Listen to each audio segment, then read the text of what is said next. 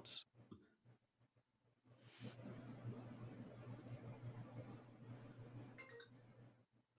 Oh, party foul. Who was it? Put your phone on silent. Who What's was the it? matter with you? It was Animals. Me. You animal. It was an iPhone. It was me. Expect better from you. It was me. Stand by, Jack. Oh, God. Oh, yeah. Energy. Just now, someone came into my server. Stand by. We were literally about to go live.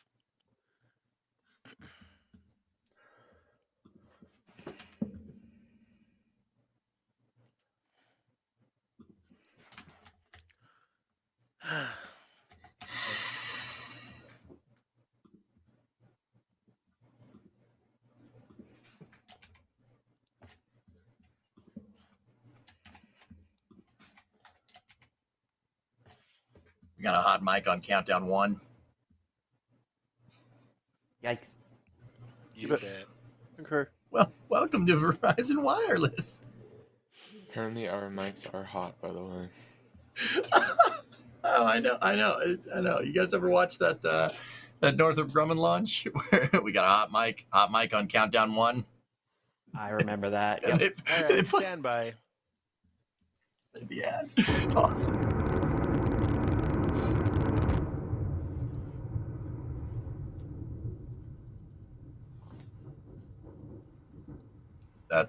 That's not okay. That's mind being blown. Yes, Alex, we know. We know Chet can hear everything. Hi, chat. You're live, Jack. Starship Flight 4 is slated for no earlier than June 5th. Starliner is slated for June 1st, and neither of those dates is likely to hold. So let's talk about it on the Flame Trench. And here we go.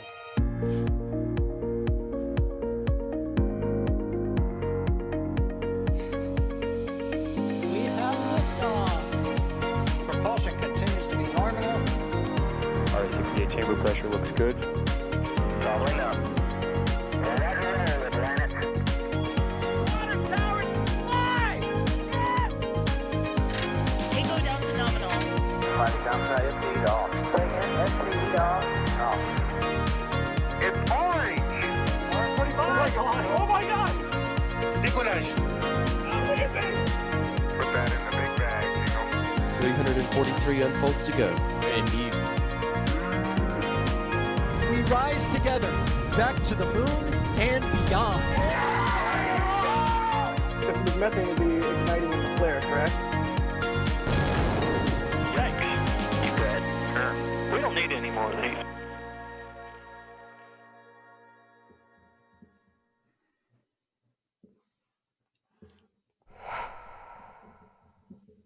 Welcome to the Flame Trench. It's NSF's weekly live show that brings you spicy takes on the week's events in space. I'm Jack Beyer for NSF. Thank you all for the 5x5s in chat now and earlier with the intro and hot mic. So I know we're coming through loud and clear. So awesome. Thank you, chat, for doing that. As always, I think I already introduced myself, right? What's going on? As always, we have our standard group of commentators, starting off with, I was going to do Sawyer first, but okay, it's EJ. Hi, EJ. Oh, hey, how you doing? You can do sorry. That's fine. Go ahead. Yeah, we'll be right back. We'll be right back. Starting Yeah, with it's cool. Sawyer. Sawyer, how you doing, buddy? Sorry to disrupt you from your reading there. I'm doing pretty good today. There we go. I don't have a book in hand, but boy, do I have a book-long list of things that I want to bring up today, and it is going to be extra spicy, as if we weren't already off the rails to begin with. Just you wait. Yeah. Oh, just you wait. Yeah, it's going to be a good one. It's going to be a good one this week. EJ, I hate to take you away from your reading, but Oh, sorry. show started. What? Yeah, we're live. Oh, I thought. Oh, all right, cool. Yeah. Sorry. Spicy. Oh, you know. Yeah, we're not talking like jalapeno here. We're talking like ghost pepper. Habaneros. Nice. The last dab. Mucho queso. Also joining us today is Trevor as well. Trevor, do you exist? Are you there? I do exist. I am here. How do you know?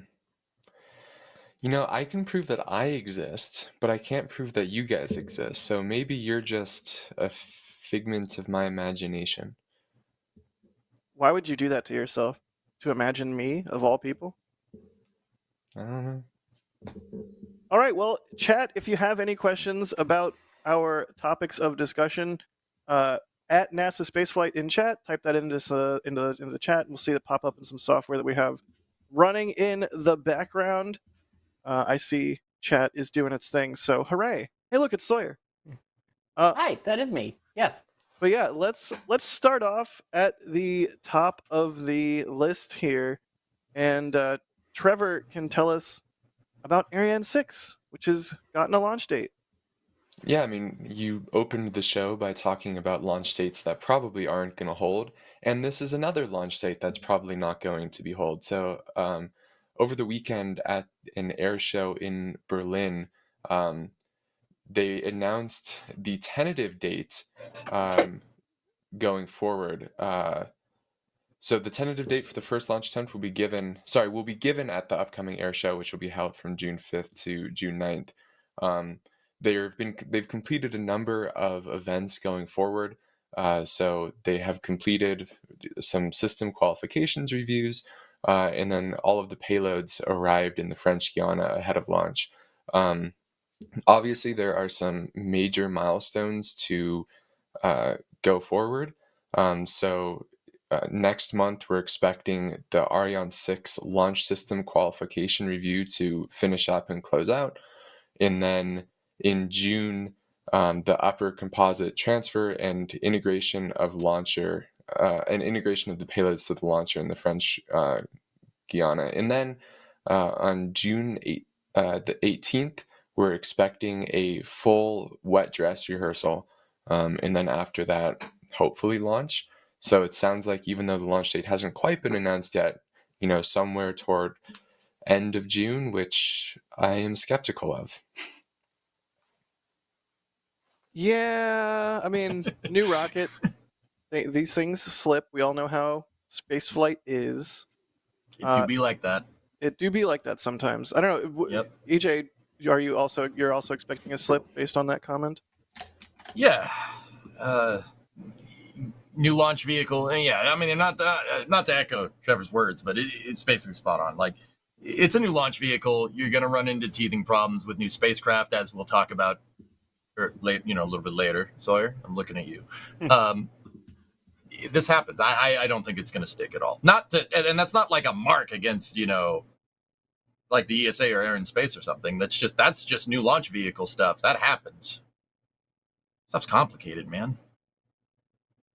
I mean, if they try and launch it like that first graphic where there was like 60 rockets launching at the same time, obviously it's not going to go. But, I mean, it's been in development for a while. There's been a lot of setbacks, shall we say. Ariane Space has had quite the journey to get to this point. So I would not be surprised if it continues to delay a little bit longer. I mean, I'll be honest, July I still think is quite ambitious, and that's saying something given how long this has been in development. But before the end of the year, I'm sure we will see Ariane 6 décollage. Décollage. I mean, yeah, if a first flight doesn't go well, or it gets delayed or something like that, that's not necessarily a bad mark. Like Ariane 5's first flight did not go very well. If we're gonna cast our mind back a little ways, didn't go very well. I mean, that's what happens when you just put Ariane 4's avionics on Ariane 5. It should be fine. But does that mean that Ariane 5 didn't end up being one of the most reliable launch vehicles ever? No, it was a pretty good launch vehicle for what it is. That James Webb thing that it did, I'm quite fond of that. Just saying. Yeah, not bad. Well, we'll just have to see when they end up announcing the launch date for, and if that holds. But new rocket, hooray! Always good to have more launch vehicles coming online. More rockets, more better. More rockets, more better. Agreed. The dish. I don't know. All right. Well, I'm honestly I'm not seeing any Ariane 6 questions in the chat here. So, let's move on. Turn the page. Sounds good. turning the old page, and of course, we have to talk about Starliner, which is currently targeting June 1st. We'll see if that holds. But I feel like I'm walking through a factory, like a mousetrap factory, and I'm carrying a box of nitroglycerin, and I'm just trying really hard to not explode. Because I know Sawyer and EJ, both of you have thoughts. So I'm just going to very carefully hand you the box of nitroglycerin and exit the factory, and you can unload. I don't know which of you wants to go first, but let's Sawyer? talk about it. Sorry, go. Do it. That was one of the most complex metaphors I've ever heard. Anyway, so we finally got an update today from the teams with Boeing, NASA, ULA, and the Space Station program and commercial crew and all of them, basically saying that, yeah, Starliner is now no earlier than the 1st of June at 12:25 p.m. Eastern Time, so this coming Saturday. They also attempted to apologize for their lack of communication about all of these issues, basically saying that there was a lot of things that happened very quickly, one after the other. Take that as you will. Let's start going through them in that order then, and let you make up your mind beyond there.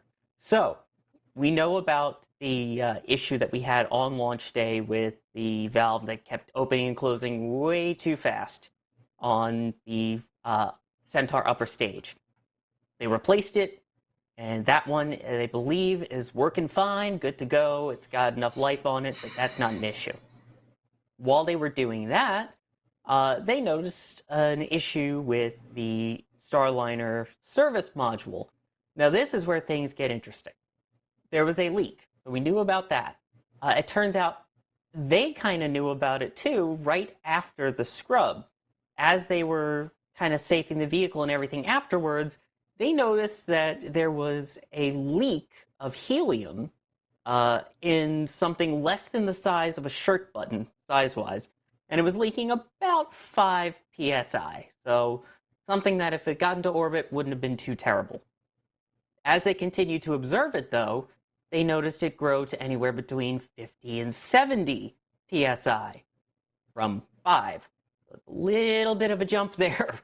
So, needless to say, they were going to look into that, and their conclusion is that it shouldn't be an issue in orbit, that it's not a big deal, but it has to do with the seal itself. Not sure if it's a manufacturing fault or an installation fault, or if someone accidentally nicked it or bent it, whatever the case may be. So, yeah, it was, the gasket is the size of a shirt button and stack of 10 papers stacked together tall. Now they had another thing that they realized, totally unrelated to that. While they were looking into the systems, they realized that there was a very, very specific situation that if it came to it, then their 3 redundant options that they currently have approved for re-entry would not work. So there are 4 doghouses, so to speak, and each of them has 4 engines underneath it. So you've got the option to use those. Okay, great. That's one option. If 2 of those fail, that's fine. You can use 2, as long as they're opposite each other. If they're next to each other, no go. So at that point, then you would use the OMS engines, the OAMS engines. You would use 8 of them. And there was a very unique situation that it could be that those engines wouldn't actually be able to be used.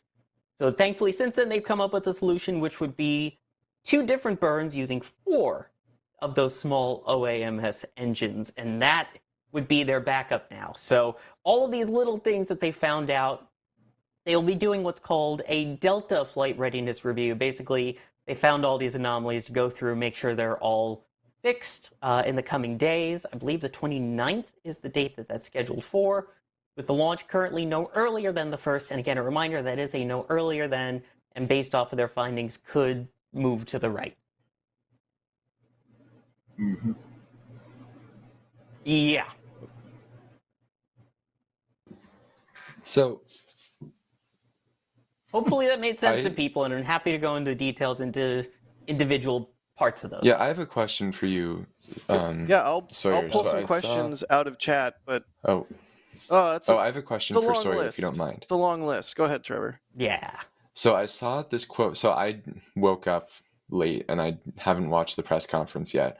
And I was going to, and then you're like, oh, I'll get this segment. So I was like, I'll ask the question. I saw on X people throwing around this quote from the press conference of something is relatively stable or something along those lines. What was the context of that? And why does that not sound like the best thing? Say that again one more time, Trevor. What did we hear? There was a quote that I saw on Twitter from the press conference of some valves or something being relatively stable. I don't remember the context of that. Okay. Yeah, I'm not 100% sure. I mean, dude, that press conference was pretty long. There was a lot. I listened to the whole thing. Guys, I think, Trevor, I'm not exactly sure what the context of that question is, but let me, I guess I can run people through. So, I mean, Kevin, can you bring up that picture of the thruster block that the doghouse covers up? There we go, my guy. Thank you. So, see all those wiry bits up there? That's the part where that's the area where they found a leak. Right? Now, guys, here's the thing. This sounds all right. Let's brace ourselves. This sounds like, oh my gosh, it's got a leak. It's got a leak on it. We're so screwed. This capsule's cursed. Blah blah blah. I'll be honest. I don't think that this is that high of a risk in this isolated failure mode. As Sawyer was saying a second ago, that Delta review is going to review different contingencies for if they do have other leaks with the thrusters. But you can tell from all those wires right there. I won't get too much into detail here. From all those wires right there, it's very clear that they can individually pressurize lines. They can individually pressurize helium going to each one of these thrusters. Now, okay, so how does that work? So the helium is what the fuel delivery valve actuation is actually moved by, right? So these thrusters are monomethylhydrazine nitrogen tetroxide. They're hypergolic propellants. When they hit each other, they explode. That's hypergolic. Every spacecraft that I know of uses something similar to this or some type of hypergolic system. Now, why do we use this? Why do they use this? They use this kind of stuff because it's very stable. It doesn't decompose. It's very stable on orbit. You can leave it up there. You don't have to worry about boil off. You don't have to worry about decomposition. It's basically just some crazy volatile chemical that we came up with that when it hits when MMH hits NTO, it explodes. So here's the thing to know about hypergolic systems. Monomethylhydrazine and nitrogen tetroxide are not good for you. Very, very bad. So in order to understand the context, kind of what I'm talking about, it's important to understand that those propellants are not something that you can just go mess around with when Starliner is sitting on the pad or sitting in the vertical integration facility, right? Yeah, do not breathe the spicy orange cloud. That is the spicy orange is very bad for you. Yes. So just remember that. Log that up here in EJ's rant information, okay? So, all right. As Sawyer was saying a little bit earlier, when they were safing the capsule, they were shutting down individual pressurizations to the helium. Now, that helium goes to these valves, and the heliums, they're pneumatic solenoids. So when the line's pressurized, it opens up the solenoids, and the thruster goes off. You want those ready to go during a launch because, you need your thrusters for when you get on orbit. It's an 8-minute ride up where you're not going to need the thrusters, and then you're pretty much going to need them right after that. Probably be better to make sure they're ready. So the thrusters were ready to go. They were pressurized and ready to go for launch because we were relatively close to a launch when it scrubbed out because of that chattering valve on Centaur, right? So we know that they can individually shut off each thruster, the pressurization of each thruster, because that's how they found the leak in the first place. They verified that that one flange, that button-sized flange, or that little tiny flange with a button-sized O-ring inside of it is actually causing a little bit of a leak. And when they, pressurized and depressurized the line really, really fast, the leak got up to 70 PSI. That's not an insignificant amount, but it's not that big of a deal because they can individually pressurize valves. That's why they have contingency procedures where they'll just use another valve. Now, here's the thing. My whole thing here is that I think, honestly, so NASA's conclusion here was to launch this with the leak. Launch it with the leak. It's not a big deal. It's a really low-risk failure mode. They did discuss contingencies just in case something happens during ascent, but this is a very low-risk failure mode because they verified and they understand what that valve is doing. Okay, now this is going to be a little backwards, right? This sounds a little bit weird, right? But it's an entirely holistic view as to how NASA goes about troubleshooting fault tolerance and coming up with solutions to things, NASA and Boeing. And I think it's really brilliant. It's a really smart thing. So at face value, you'd want to be like, why don't they just replace this? Why don't they just replace this? Well, in order to do that, you'd have to destack Starliner. You'd have to send it back to a special fueling and processing facility, right? Because those propellants are toxic. You don't want to mess with a hot system, as Steve Stitch said in the press conference earlier today. You don't want to mess with a hot system, especially a hot system with propellants that if you inhale, you will be not alive very quickly. So it's actually less risk adverse to launch with a well understood leak than it is to take this capsule, destack it, defuel it, send it back to processing, replace the valve, refuel the thing, put it back on Atlas V and go. That is actually more risky because, remember, this is a crew flight test. The most important thing is to get a baseline that is going to represent what an ideal Starliner mission with no bumps in the road does in the future, right?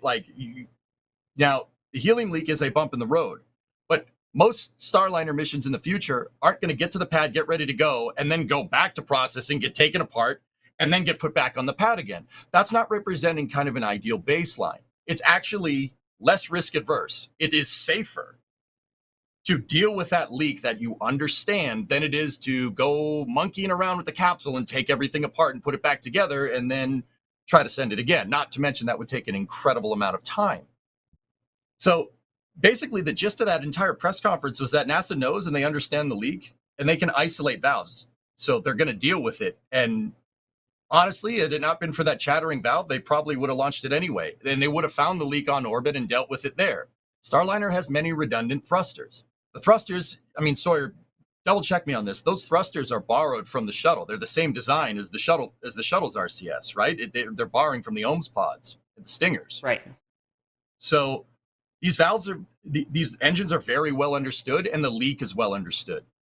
And honestly, sometimes understanding this leak is the safest way to go. Sawyer? And the one thing they pointed out, speaking of shuttle heritage and Mark Bingo cards, is Ding. you have Steve Stitch who worked with the shuttle program. You've got people that were on shuttle program that were like, yeah, we launched with leaks before and we knew them and we understood them with people on board and it was fine. So you're talking about, as he mentioned, really tiny molecules. In this case, helium. They also dealt with really tiny molecules with shuttle with hydrogen. Same type of deal, hydrogen leaks. They happen. It's just a matter of, is it so large that it's catastrophic? In this case, absolutely not. So now the biggest solution with this, the biggest change that we're going to mainly see on this flight is instead of using all 28 OAMS thrusters on it, they're now only going to use 27.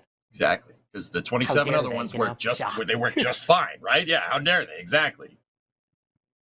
Well, that makes sense. I thought this was going to be a lot spicier than it was. This is less like a box of nitroglycerin in a mousetrap factory and more like Yeah, to be honest, I think, it's easy to dump on Starliner. And Boeing certainly isn't at fault. Didn't they say that they were gonna have Starliner ready like 6 years ago or something? Yes. I'm not saying they're above, ain't above criticism here, right?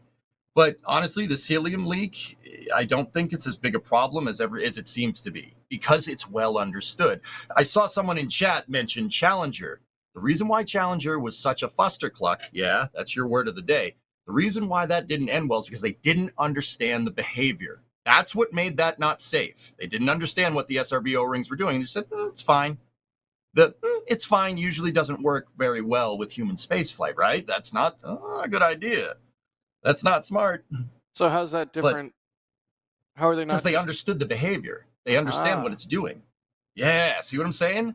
The best solution here is to go with what you know, and they know that they understand the leak, and they've verified it. They verified what it's doing, and they understand the behavior. That's really important to understand, even though it seems a little bit counterintuitive to go with that, like, oh, it's leaking, you're just going to roll with it. Yeah. Do you want to take the whole thing apart? That's even more risk. More things can go wrong that way. Right. With shuttle, it's at that time it was, oh, we've seen it before, so it's probably fine. Whereas this is, they've taken the time to look through it, and that's part of the delays. Was not just that there was a leak; it was understanding why did it leak, what was the cause of the leak, what are the potential ramifications of it in orbit. That's the main difference. Because I'll be honest, I was messaging with EJ a little bit during the press conference, and when they talked about a rubber sealant. Similar to one that you might find in, say, appliances at home with helium going straight through that you don't want a small leak in. Something very, very not great came to mind, aka Got the willies, man. 51L. Yeah. Yeah, again, the big difference is, as you pointed out, at least now we understand it, but hearing that at the moment, that was a oh crud kind of moment. Yeah, and it's important to point out that Steve Stitch at the very end of this, you said it, Sawyer. Steve Stitch he's been working on spacecraft for NASA for 37 years. He worked on the shuttle program. He was there through Shuttle Mir, ISS. He's worked on all that stuff as a flight controller, if I'm remembering right. He said there's always teething problems with new spacecraft. They encountered it in shuttle, and he went on to say that every shuttle was basically a test flight, which, yeah, all right. But We've argued that before. yeah, right. But he said, Starliner is going to encounter helium leaks. The shuttle had helium leaking problems, and he even went on to say that Dragon had some helium leak problems too that we'd never heard about. So before you say, well, SpaceX's capsule doesn't, well, the guy that runs the commercial crew program just said that it did at some point. So this is clearly, like, the helium leak isn't that big of a deal, something that you should understand, but it's not that big of a problem, which is actually pretty interesting. Well, Exactly. And with this, by the way, just worth noting, someone asked if these leaks or anything like that make any changes to their estimated numbers to risk of crew life and safety. No change whatsoever. that's good. They said they could operate that valve with no O-ring in it, and it would still be within acceptable criteria for helium leaks, because the reality of the situation is that because helium's so small, as you said before, you're going to have a leak. It's just where and when. How much? There's allowance for that. Yeah, exactly. Just like there was with SLS when they were doing fueling. Is this a Chris B type leak or an Edward Snowden type leak? Exactly. I don't know. See, Phil Sloss. Thanks, Phil. Yeah, in the chat. Stitch was a shuttle ascent entry flight director towards the end of the program. Thank you, sir. Nice. Well, Philip's watching. No pressure.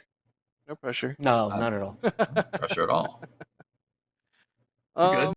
So in the name of spiciness, there was this tweet from a one Mr. Eric Berger, friend of the show.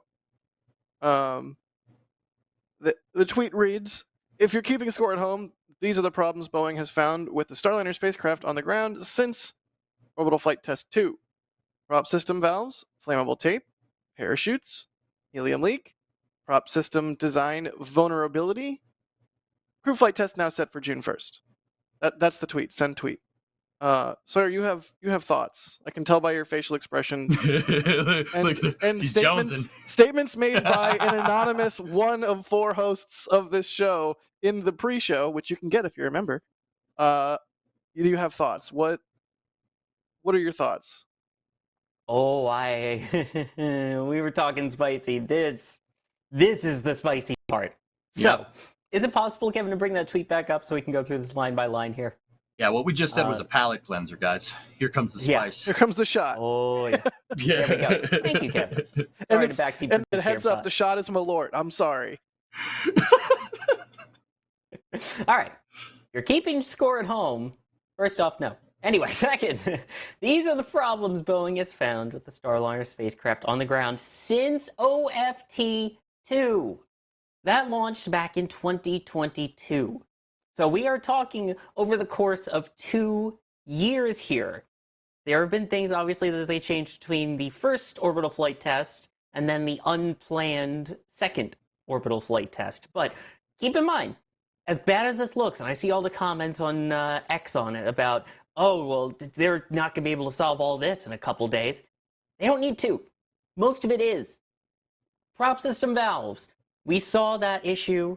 That was fixed after OFT2. They've got the valves worked out in that sense. Flammable tape.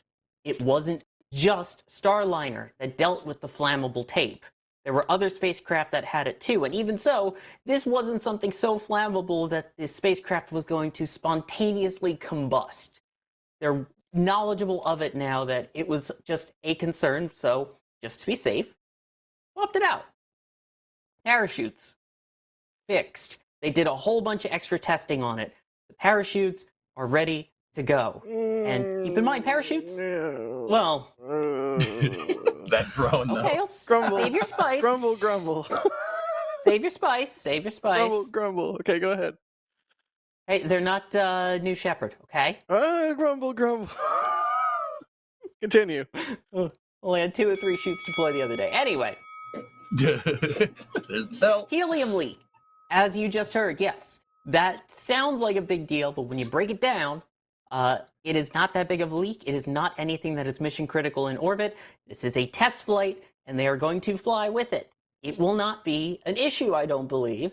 And even so, they've said that they will likely end up switching this out between the crew flight test and Starliner 1, the first operational flight.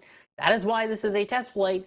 This gives them time to look into it, to figure out what it is. The other thing that they mentioned is that they will not be getting the service module back. It burns up. So this thing that they noticed with the leak on the ground was a good chance for them to actually go in and say, hey, let's study this now while it's still on the ground, while we see the leak, and then we know what to do for the next one. And then the prop system design vulnerability. They came up with a fix. Boom. That is their 4th redundancy option. They're looking at 3 different redundancy options they had. So if all 3 of those fail, they now have created a 4th. The main big thing to me is just those 2 at the end are the only real new ones. And they basically said today, one, they're going to fly with it anyway. And the second one, they've come up with a solution. All right. I was grumbling about the parachutes. I will keep my. Proceed. I will. No. I mean. No. Proceed now. Well, as you said, Blue did have 2 of 3 shoots reefed properly on their most recent flight. And I know, what is it, Airborne? It's the company that makes the shoots for like Starliner and SpaceX and New Shepard. It's like one company. So I don't know that there's any commonality between Blue shoots and Starliner shoots, but if there are, I mean, I would be interested to know what happened there and what the deal is. I agree. The crew did make it safely. Didn't seem like the oldest person to fly past the Kármán line had any back issues afterwards. Right. I mean, it seemed fine, all things considered. That's why you have multiple shoots, right? But when it comes to human spaceflight, you have any sort of off nominal thing like that, and then you look through all the hardware, see if there's commonality, see if it was an issue that's replicable or could occur on other vehicles, that sort of thing. So, I feel like the commercial crew program in general has been like one of the defining moments of it is just how hard parachutes are. Like Dragon had tons of parachute issues where they did a massive chute redesign ahead of DM2. Starliner has had it, and what I think Starliner, they've had like 2 separate sets of issues, and Dragon they've even done some further redesign on as well. So it's just like, it's impressive that something that seems so simple, of like big piece of fabric, is so difficult. Yeah, that's a really good point, Trevor. Parachutes are incredibly hard. They're a huge challenge, and it's especially specialized. I can talk. Area of like engineering and a knowledge base. I mean, that's why there's one company, Airborne, that does so many shoots for so many different spacecraft, because it's a very, very, very hard thing. Which, you know what? Another point in the column for space planes. You can't see it because it's getting cut out here. I'll another point in the column for space planes. No shoots, except for the You know what for the else? landing shoot. But whatever, we're not going to You count know what that. else is kind of hard though? What? A heat shield. Yeah. Mhm. True. Got you there. Got you saying, "Aw, shoot." Wow. Haha. Wow. Well, let's do some Starliner questions. Sawyer, I know I started off with a terrible metaphor.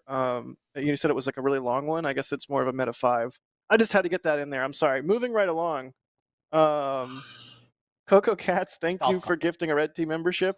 Wilbo Baggins, what's up, buddy? Gifting 1 Red Team. Was that buzzer for the bad pun? Stop it. I think it That's was. mean. Wilbo Baggins, thanks for gifting a Red Team membership. Dan Elgin, thanks for gifting a Red Team membership. Ken George, a person so great they named him twice. Ken George, thank you for the super chat. They say they have 2 names. Don't give me that face, EJ. The name is Ken George. It's 2 first names. They named him twice because they're great. Don't give me that face. What are you gonna do? Give the guy crap because he gave you money? No, I'm appreciating him. I said he's so great. He's got 2 names. That's right. Okay. Say NSF is an awesome group of fantastic people. Been here since SN1. Keep it up, peeps. Thank you so much, Ken. Bideford, what's up, Bideford, with a $25 super chat. Thank you, Bideford. They say something tells me tonight will be a drinking pun game. Margarita, anyone? Bideford might I'm already. in. Bideford might already be like 3 sheets to the to the. Hopefully, no, it was 10 sheets thick. Okay. Oh right, the valve. Thank you, or gasket. And hopefully it's a spicy margarita, because boy, the spice. Spicy margaritas are delicious. I must concede. Jason, thank you for the super chat to say hi, guys. It was great to meet everyone at Leicester Space Center today. Leicester Space Center today. Leicester. You know what? My simple American brain can't comprehend Leicester because for some reason there's extra consonants. Was a blast. Can't wait till next time. Thank you so much, Jason. I'm glad you got to go to the meetup. There was the NSF UK meetup today. Crafty Geek, $20 tip. Tips.nasaspaceflight.com. So when it comes to launch scheduling, they call it net because they need to catch all the slipping launch dates. Ooh. Quality. Don't do that again. You got a ooh out of Sawyer. Yes, again. What is the entire back channel going to yell at me now for saying Leicester? I'm sorry, I didn't say Leicester. One time. So good at it. I say Leicester one time. Will you stop? Will you stop it, EJ? I see you typing. I'm sorry, what was the other name of that person who had weapon ammunition in their name? What? Oh yeah. Bullet hole. Oh my god! Yeah. Stop it! That guy's cool. Stop it! That guy's cool. Stabby unicorn. Thank you. Wow, $100 tip. That's insane. Whoa. And it's going to tips.nasaspaceflight.com, so it goes straight to us. No middleman in the form of Google or whatever. So thank you so much, Stabby. They say, what is your uninteresting fact of the day? Uninteresting fact of the day. Oh. I cut the grass today. That's a good one. That's solid. Yeah. You have a riding mower or a push behind kind of deal? Riding motor. Nice. live in Electric the or woods, dude. electric or gasoline? Gasoline, man. All right. Oh, don't look at me like I'm crazy. I'm just asking the questions here. Sawyer, what's your uninteresting fact of the day for good old Stabby unicorn? FedEx actually delivered the package within their scheduled 2-hour window, albeit at the end. Ooh, you got a new camera, didn't you? Nice. Now that makes it exciting. Come on, it was supposed to be uninteresting. Oh, I blew it. Oh, geez. I'm sorry. I was going to say something about Taylor because that, of course, is uninteresting. No, that would be interesting. I watched Apollo 13. That is also interesting. Try harder. Yeah. So what do you think? Gene Kranz, pretty cool, right? Yeah, I thought it was a good movie. I was kind of hoping it would be a little bit more like documentary style, where they kind of explain what actually happened. We're gonna more, give but me guff for saying Leicester, but we're not gonna give Trevor guff for saying documentary. He put the emphasis on the wrong syllable. I did. Documentary. Say Documentary. it again. Well, no, I was repeat. Oh my gosh. Yeah, I thought it was a good movie. Yeah. That's it. That you thought it was- was. That's it? Yeah, you Just thought it a was a good good movie. movie? That's it. Just I was definitely ignorant onto just how many problems they had and like changes that were they had to make, but it was interesting. well, good job. I'm glad you watched the movie. But I have a proposition for you, Mr. Byer. Oh, we're just doing this, huh? Yeah, I mean, it's an uninteresting fact. So, I propose, I mean, there's no downside for you accepting this, but I will let you tell me one movie per week to watch, and I will watch it.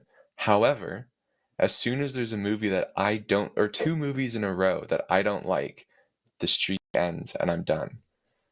Oh, so I can't just subject you to whatever film I please? Correct. You can. You just have to alternate between bad and Right. good. No, he said 2 in a row, not 2 ever. So Right. yes. Okay. Trevor, watch October Sky. You Oh, know yeah. that's a good Yep. good call, EJ. Yeah. Yep. This week Watch October Sky. This week your homework is October Sky. Next week your homework is Clay Anascazzi.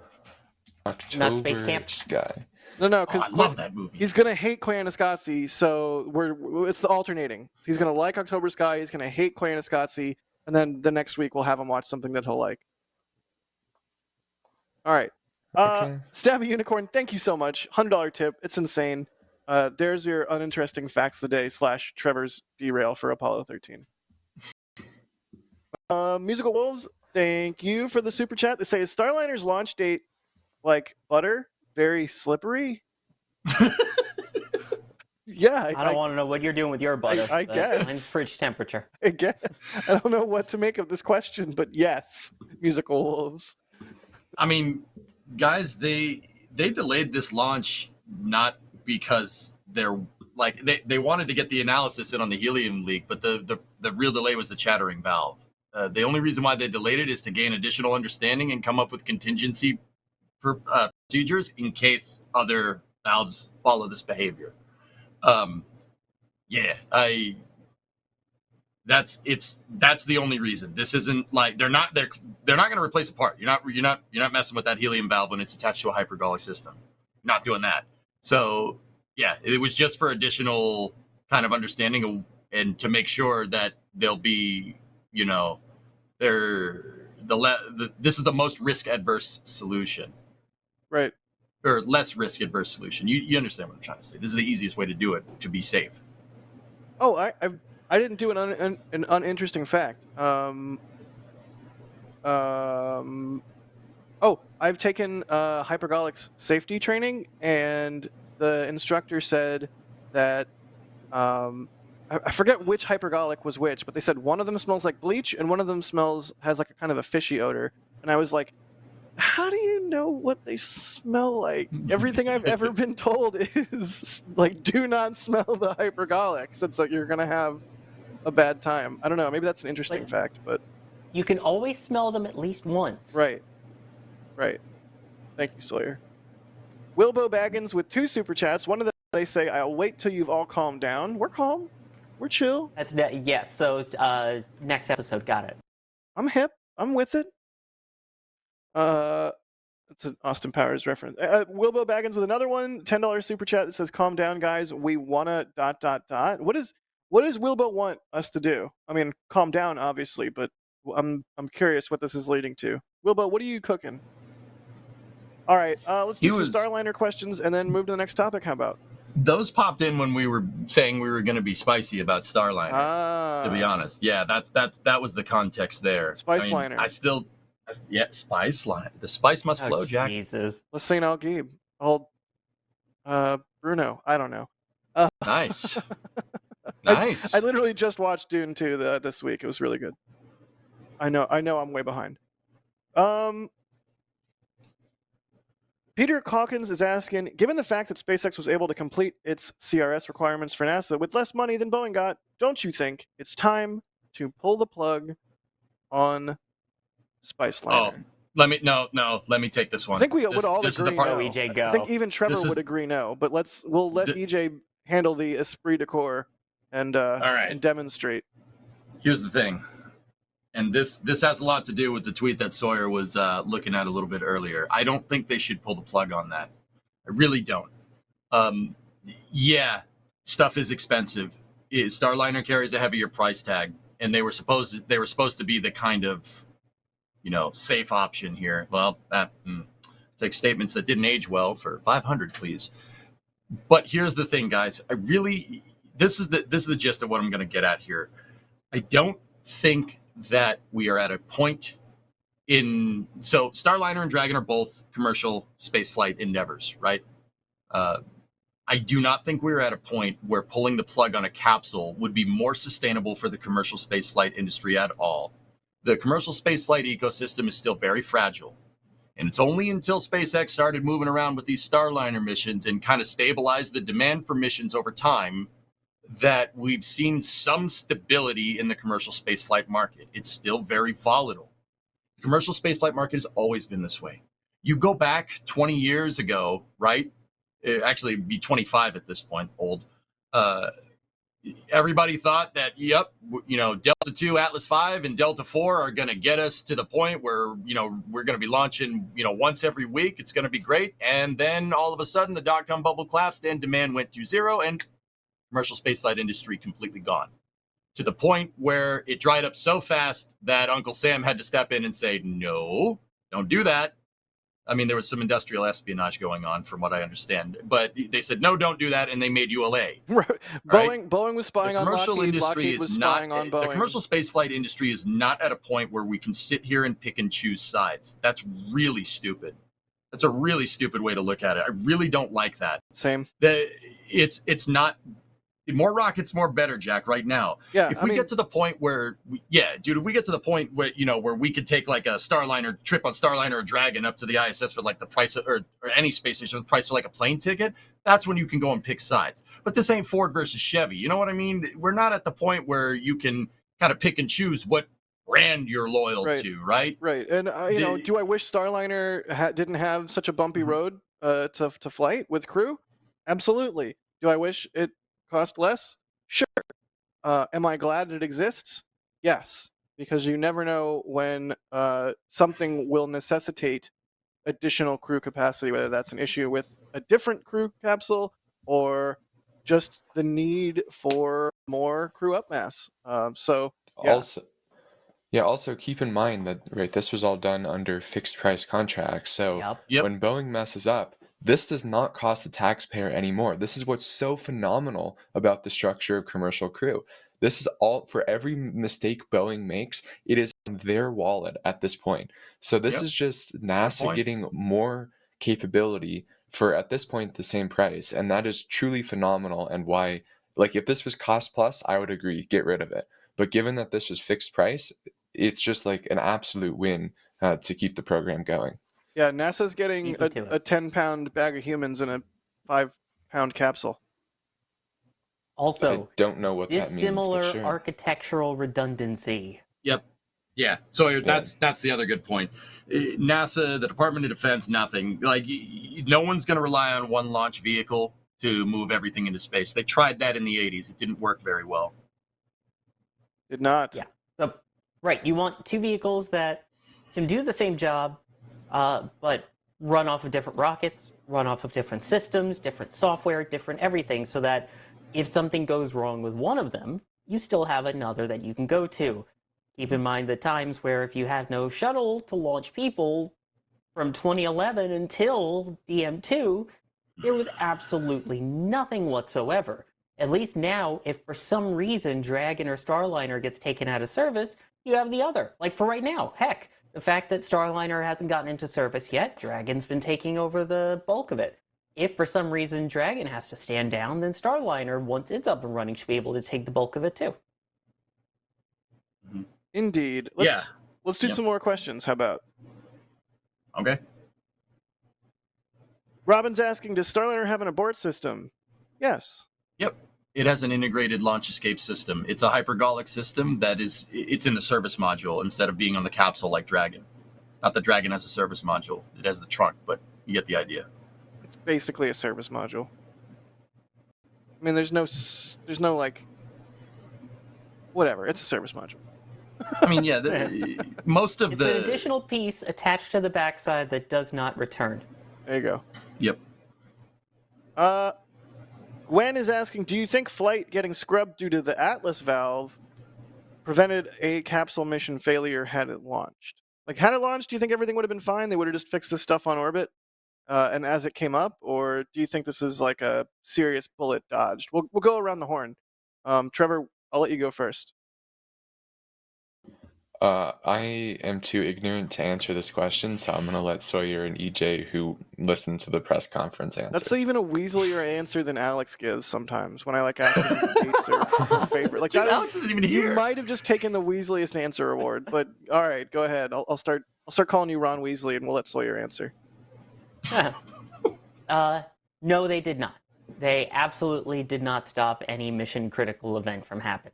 As mentioned, they don't even really use most of those thrusters and everything until they're in orbit. So getting into space, just fine. The leak, as mentioned, is small enough that it would have been fine. They still are going to fly with the leak. It's okay. So the fact that they're still going to fly with the leak, meaning that had they flown even unknowingly with said leak, they probably would have still been just fine. It's that minor, and they have enough ways to compensate for it. So that is the beauty. As much as we talk about the word redundancy a lot, that's backups upon backups upon backups for this exact reason. So, no, this would not have been end of mission had they precluded it. This is just something they can now use for the first operational mission to make the spacecraft even safer. And we'll see what else they end up learning on this crew flight test that will then be applied to Starliner 1. Well, hopefully, like EJ says, they can get a good baseline out of this flight.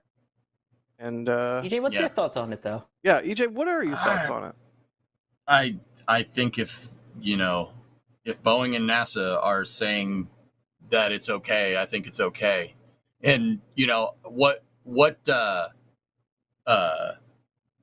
evidence is there to show that that what they're saying is fine? Well, guess what, guys? Since 2019, since the OFT-1 test, NASA has been really up Boeing's tailpipe about getting this capsule to work correctly. They've, all those things that were listed in that tweet about if you're keeping score, right? All those things were found. The tape, which the manufacturer said wouldn't catch on fire, Boeing, because of their stringent testing, because NASA's on them about it, figured out a failure mode in that tape that the manufacturer didn't think was a thing. They've been finding all these seeming problems here because, ironically, you wouldn't have thought this when the commercial crew program was awarded 10 years ago, because they've had Boeing under a magnifying glass. They're putting that capsule through extremely stringent testing, probably to the point where it's more than when they held SpaceX's feet to the fire with Dragon. That NASA thought that that's what they needed to do because SpaceX is the new player in town. They thought, they could just leave Boeing, let them do their thing, and when they're ready, they're ready. And then when they were ready, they didn't sync the clocks correctly on OFT-1, and we saw how that ended. So I think all these things and all these failure modes that they've been finding, no matter how small or large they might be, are the result of NASA being up their tail about this stuff. And because of that, I think that, this fault is not that big of a deal. This one is actually a super isolated failure mode, but even if it's super unlikely for any of those other thrusters to malfunction and leak, they still came up with contingency procedures just in case. Right. Right. And from that list, I do want to point out, I saw this earlier, Philip Sloss in chat pointing out that the first bullet point of the prop system valve issue was prior to OFT2. That was what caused the delay to the launch of OFT2 by almost a whole year. So totally different. Just, I think also worth mentioning. I want to acknowledge Philip's comment there. Thank you, Philip. Yeah. Like I said, this is because NASA's had a magnifying glass on Boeing the entire time since OFT-1, because they looked at that and said, whoa, you guys were the safe bet here. What the heck's going on? Right.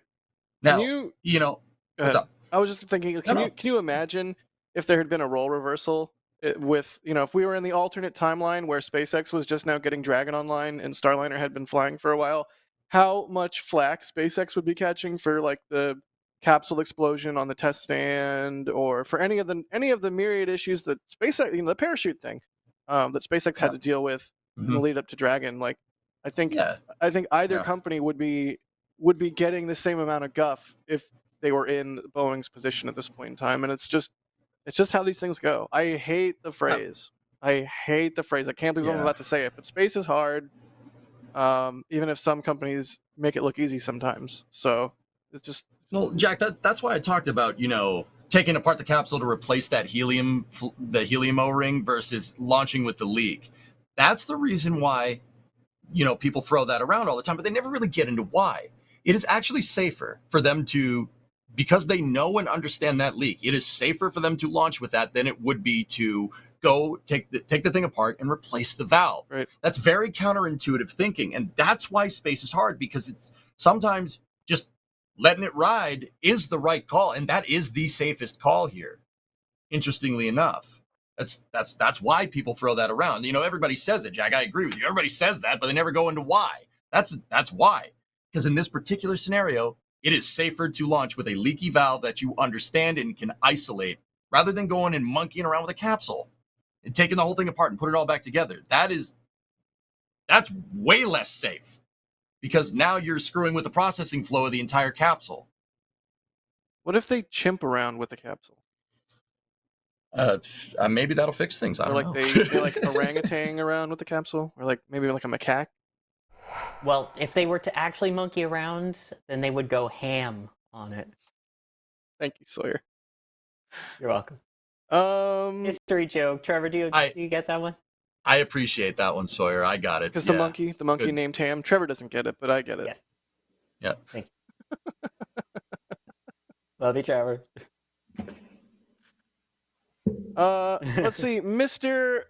Hot Stuff. Thanks for becoming a Pad Rat member. Paul, thank you for the store purchase. This is a purchase to go in a frame next to my IFT-1 shield fragments. The perfect edition. Also now, apparently, I collect patches now. Awesome. They grabbed the Flight 1 patch. Very cool. 42 Spacebar says, Trevor, when are you going to talk about Apollo 13? It's important. That was 29 minutes ago when they asked that, so hopefully they were Yeah. pleased. We did. We did. Sorry, we missed I it. hope I didn't disappoint everyone with my take. It was a great movie. Yay. We just have to figure out the next movie. Well, no. Trevor, we got to You go to said a space October fest. Sky. Yeah, EJ said Yeah, October Sky is the next one. Yeah. But Trevor, No, you said here's- October Sky. No, EJ did. I did. It was EJ, not me. What? It was definitely We you, all Jack. agreed. It was EJ, and I agreed that should be it. So yes. Oh, okay. October Sky. Do you know the vague idea behind? No, I have no idea. You know who I've never even heard of the Do you know movie. who Homer Hickam is? No. No, Jack. No. All right, Watch New the Leaf. movie, and New you'll Leaf. figure out. New Leaf. Trevor, I am so excited for you to watch this movie. It's so good. It is very a good. cultural touchstone for space nerds the world over. Yep.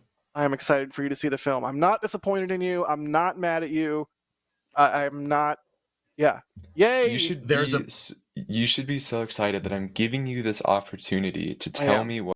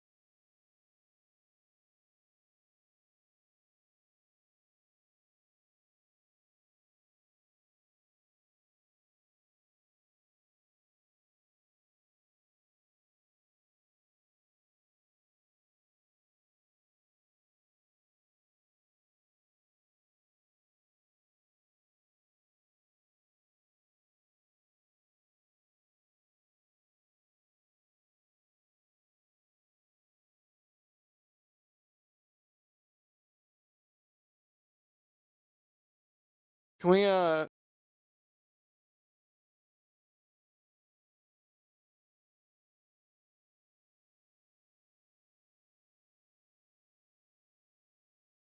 is imminent with this horrid abomination of a ship. Blow it up. Blow it And up. Scrap it we now. expect that this is primarily testing of the tank farm and all of the new plumbing, and that's why they're using this just disgusting thing on your screen, so that if something goes wrong, everyone will celebrate, as opposed to, if something went wrong with ship 30, ship 31, something did go wrong with ship 31 at a different pad, but that would obviously be a much larger setback when this is just an expendable piece of poo. Wow. Oh my What god. is this? There's music with it? There What it is this?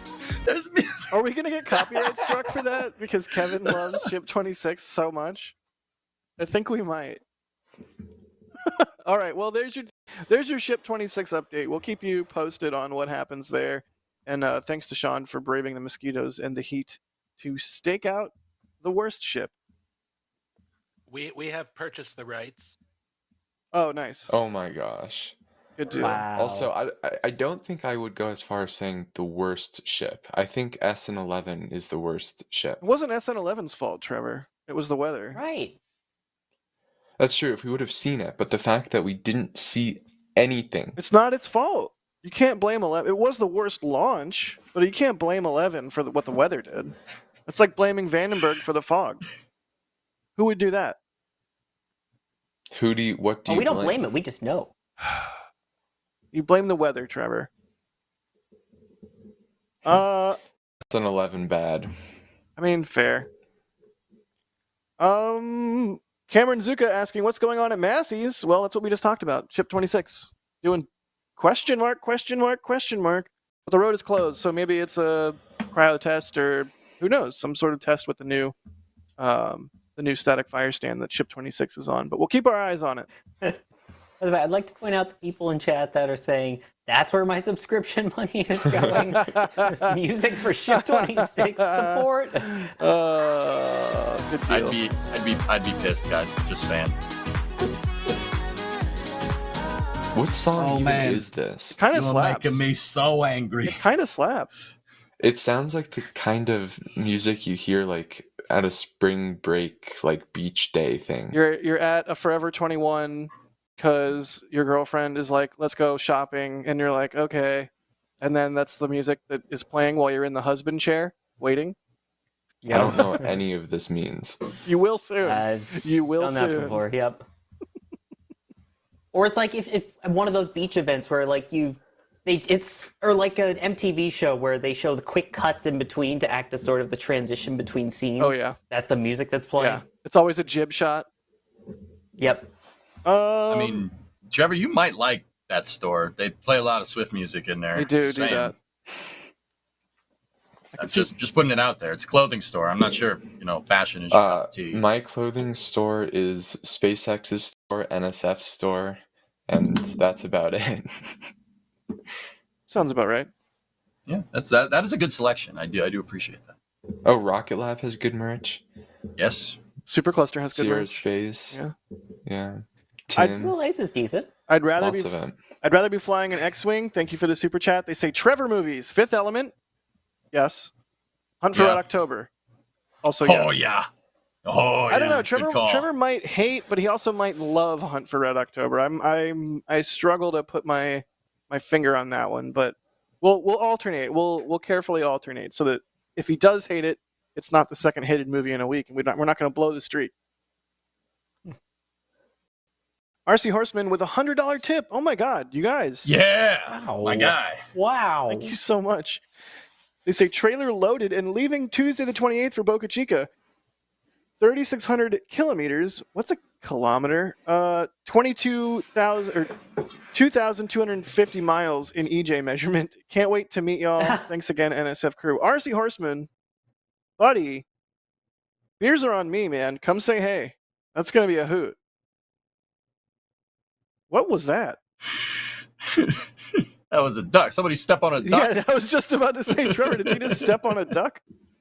What? I believe that was his drink I bottle. could hear you drinking. By a head like this, suppose you get a free bowl I of was soup, muted huh? to the stream. Don't worry. Oh, it looks good on you though. Okay. All right. I can recreate it. What are we? There you go. We're professionals here. Well, you guys are professionals. I'm just an idiot. RC Horseman also gifting 5 red team Wait a minute. memberships. I'm a professional idiot. What the heck, man? A little bit of okay, sure. Wow, is that venting picking up at Massey's? That is venting. Oh, Vented. Neat. Come on. Overpressurize it. Gee, Sawyer is just savage. I love it. I told you I'm Where's the- spicy today.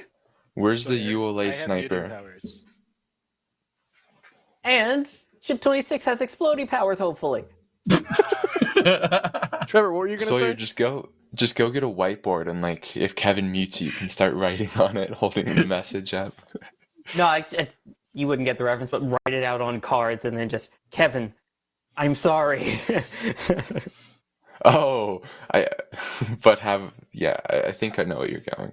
Haha. Is that's a laugh? Haha. Haha. Haha. Aha. I don't even. All right.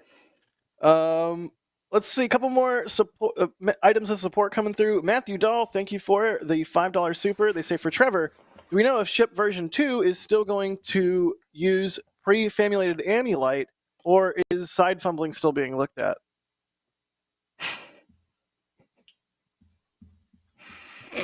I do think they could use some more Novertronians. Yeah. We got to prevent side fumbling. You definitely don't want to. I mean, Ship 26 has so much side. Look at all that side fumbling on Ship 26. Yep. Yeah, it's also missing a box in our 4 box. Where did Sawyer go? No. Kevin took me off screen because he's upset that I don't like Ship 26 and want to see it explode. What if As the main winding on Ship 26 is in panendermic semi-bits of the stator, every seventh conductor being connected to the non-reversible Tremie pipe on the differential girdle spring on the up end of the Grammys. Jack, I don't know if you knew that. I didn't know in such fine detail. I'm primarily concerned with the Novertronians. Still Kevin? What if we Being all employed in the operation, what if we not all for talked Tronians. ill of Ship 26 and it's just a big box with Ship 26 and just 4 smaller Ship 26s? Isn't that just called Starbase Live 24/7? Musical Wolves, thank you for the support. They say SN11 is like Bruno. We don't talk about SN11. Master Toymaker, thank you for the support. They say Ship 26 is not in the Rocket Garden, but in the... I'm not going to read that. Rankley, thank you for the support. They say all of the other starships hate Ship 26. That's why it's really at Massey's. Greg Watson, thank you for the support. They say for the movie list, The Right Stuff, yes. Jurassic Park, yes. And Back to the Future, yes.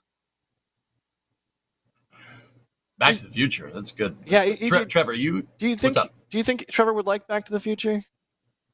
I've actually seen it. Ooh, did you like it? Yes. Whoa! No. Whoa. Trevor, you a book guy? All right, Kevin, get me off screen then. Strike I'm me, okay strike me with as a it. book guy. It was just I like don't want to be on screen next to him. I don't really like older movies because the acting is just so bad. The special effects is so bad. I don't know. Trevor, you a book guy? You like reading books? You seem like a book guy.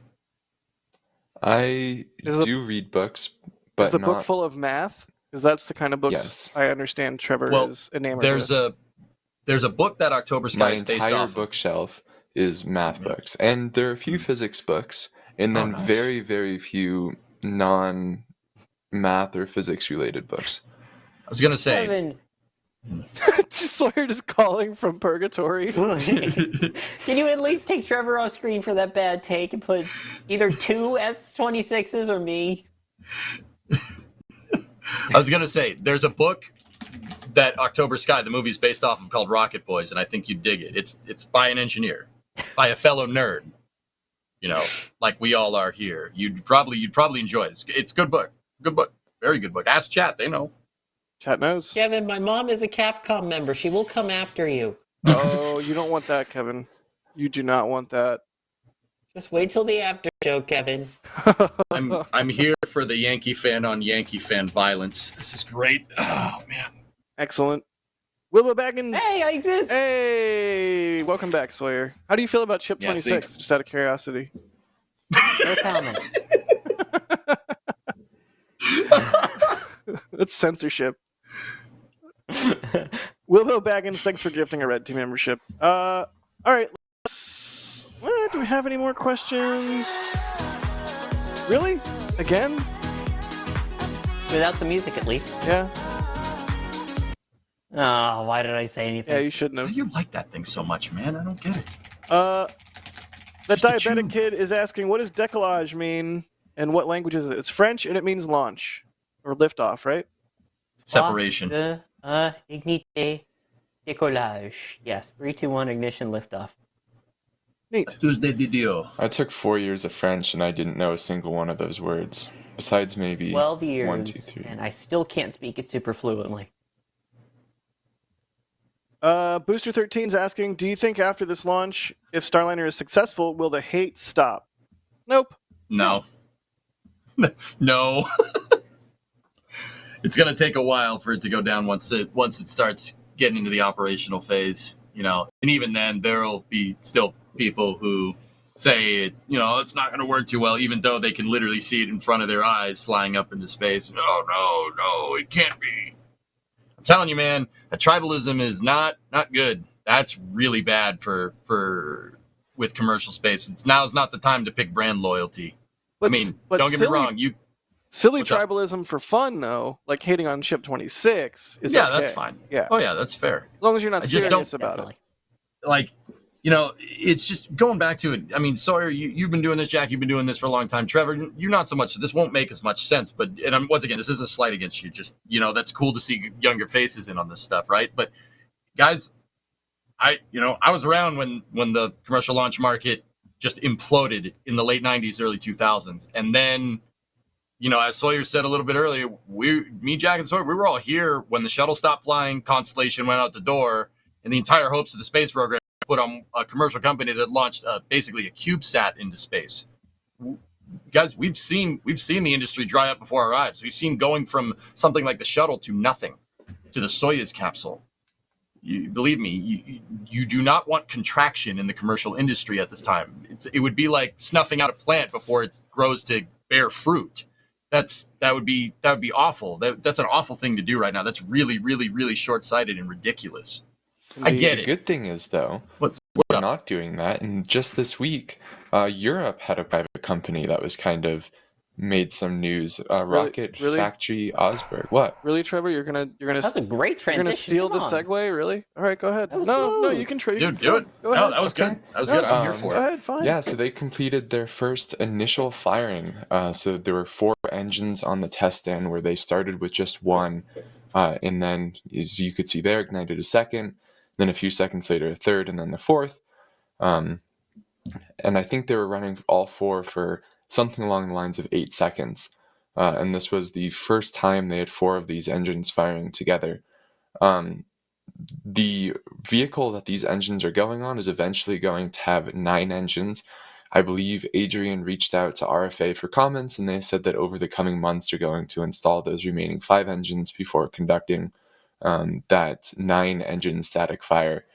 But this must be very exciting for all of the Europeans that finally, they have some private companies getting somewhere, and hopefully in the near future getting into a launch position. I believe in the comments that RFA made to NSF, they were saying if the qualification and campaigns are successful, they're well on their way to having a full stack RFA1 on the launch pad in August. So, maybe by the end of the year, there could be a launch out of Europe. Well, technically, it's not in Europe, but it's in UK is where they're launching from, despite it being a German company. So it's kind of confusing in that sense, but quite exciting. Yeah, what a beautiful launch site. Now, Go ahead, guys, Jay. call me that guy at the very end of that test. Chat, you guys chime in too. At the very end of that test, it looks like the engine's burped up something. Am I seeing things? like at the very end of this test, like watch this over here. You see, they burped and then they burp again, like right after that. Like you do get residual propellants during shutdown of engines. That does happen, but those quick flashes look like detonations to me. Does anybody know? Like, is that normal for that thing to do? Because that's not. You don't want flashes like that with. I mean, as that test stand footage that we have shows, flashes like that usually are bad. Oh yeah, that's not even in the show notes for this week. But McGregor, the boom at McGregor was also a bad flash, as you would say, EJ. Yeah, I mean, Hey, we have a video. You're gonna get residual combustion like this when you shut off an engine because there's still fuel in the lines, and that fuel has to be evacuated. That's why they purge out engines with helium or some inert gas. I mean, you could save the engine that way by flooding it. Like you see it. You see it like with the Merlin vacuum engine. If SpaceX is doing a Falcon 9 mission that requires multiple restarts, you could see them safing the engine and then thermally conditioning it over and over again for the starts. But see that it seemed to cough something up. I'm not sure. Like there's a little bit of a late cough up there for a second too. I'm not sure if something went wrong here. Like I'm not smart enough in the propulsion avenue here to really know. But I mean, the test, other than that, the test looked fine. It's just, coughing up residuals like that can cause detonation inside of your combustion chambers. Detonation is not good for rocket engines. That's the car equivalent like rod knock. That's really bad for it. What if Like, it's a rotating engine engine? Then it's a good thing. Yeah, but I don't think those are that. But you are right. RDEs are cool, man. No, I'm not sure what you're referring to, but the staggered ignition, which is kind of why you see it get gradually brighter, that was intentional. They wanted to start with just a single engine and then move to 2 and then move to 3. The shutdown did look, I don't know. Kind of burp for a second, dude. Yeah, the sequenced ignition, Trev, is you know about that. You don't want to start all the engines at the same time because you can get compounding resonance with vibrations. That's really bad for that. Like it was just very exaggerated in this test, and so it was like 4 or 5 seconds between ignitions. Always love seeing test stand footage like this. It's so so picturesque too. This location. Yeah, that's a really beautiful launch site. I mean, once again, this isn't a slight against RFA. I just noticed that. Like, that's awesome that they have a first stage up doing testing. This is great. Like I said, the commercial industry is not. It's too new to be able to start taking sides. That's why I don't know about you guys. I cheer on everybody. Anybody that has the stones to do stuff like what you see on the screen right there, that's proverbial stones, by the way. Anybody that has the stones to do that has my respect. That is not easy to do. To get a stage to test fire like that, a long duration test fire, that's a huge milestone. Very impressive. Except North Korea. Well, Sawyer, I would contend that that's not a rocket. That's a missile. Differences. Missiles come back down. Rockets ideally don't. That's a whole nother can of worms anyway. And they know where they are because they know where they aren't. That's true. You can subtract where it knows it is from where it knows it isn't. And that which is called air. Deviation or something. Cool. Well, that's what's going on with RFA. Excited to see them hopefully come August have their first launch ready to go. But yeah, props to them for sharing some cool test stand footage. All right, well, I guess it's time that we talk about the gigantic steel elephant in the launch site, which is, of course, Starship. And the launch is happening. It's happening. Its launch is less than 2 weeks away. We're under the mythical 2 weeks barrier. Ooh, Total Recall. We got to make Trevor watch Total Recall, too. 2 weeks. The book's better. Sorry. Yeah, I said it. I mean, you're allowed to say it. But yeah, you can see this week we got some news from the old FAA. We did. By we, I mean Adrian. Saying that the FAA agrees no public safety issues were involved in the mishap, and the operator may return to flight while the mishap investigation remains open, provided all other requirements are met. So, hooray. You missed the really important word there. If. If. The FAA has not agreed to this yet. Yeah, SpaceX is requesting this method of return to flight from the FAA, in which the mishap investigation does not first need to be closed. So, should the FAA agree to that, then we won't get like a Flight 3 mishap investigation ahead of the modified launch license dropping ahead of the 5th.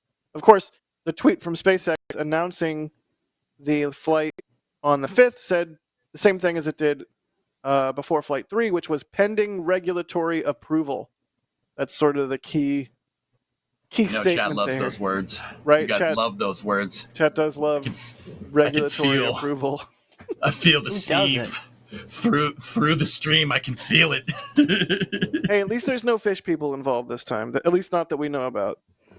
Actually, like to basically argue the exact opposite of what I was saying. Like, that it seems like the FAA is kind of like, oh, what's taking so long? What's holding everything up? You guys got to remember, or it's important to remember, like, oh, you got to remember this. No, it's important to remember that, the FAA is working with SpaceX to figure out how to write the book on certifying future commercial launch sites in general.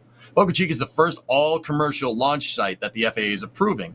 And the regulatory framework for that in the past that the FAA has used is for airports. So they're modifying it and applying it to, spacecraft instead because, airplanes aren't, rockets, unless it's the space shuttle, which is amazing. Yep. Chris B somewhere is just like, what? It says shuttle, mate. Yeah, that's right.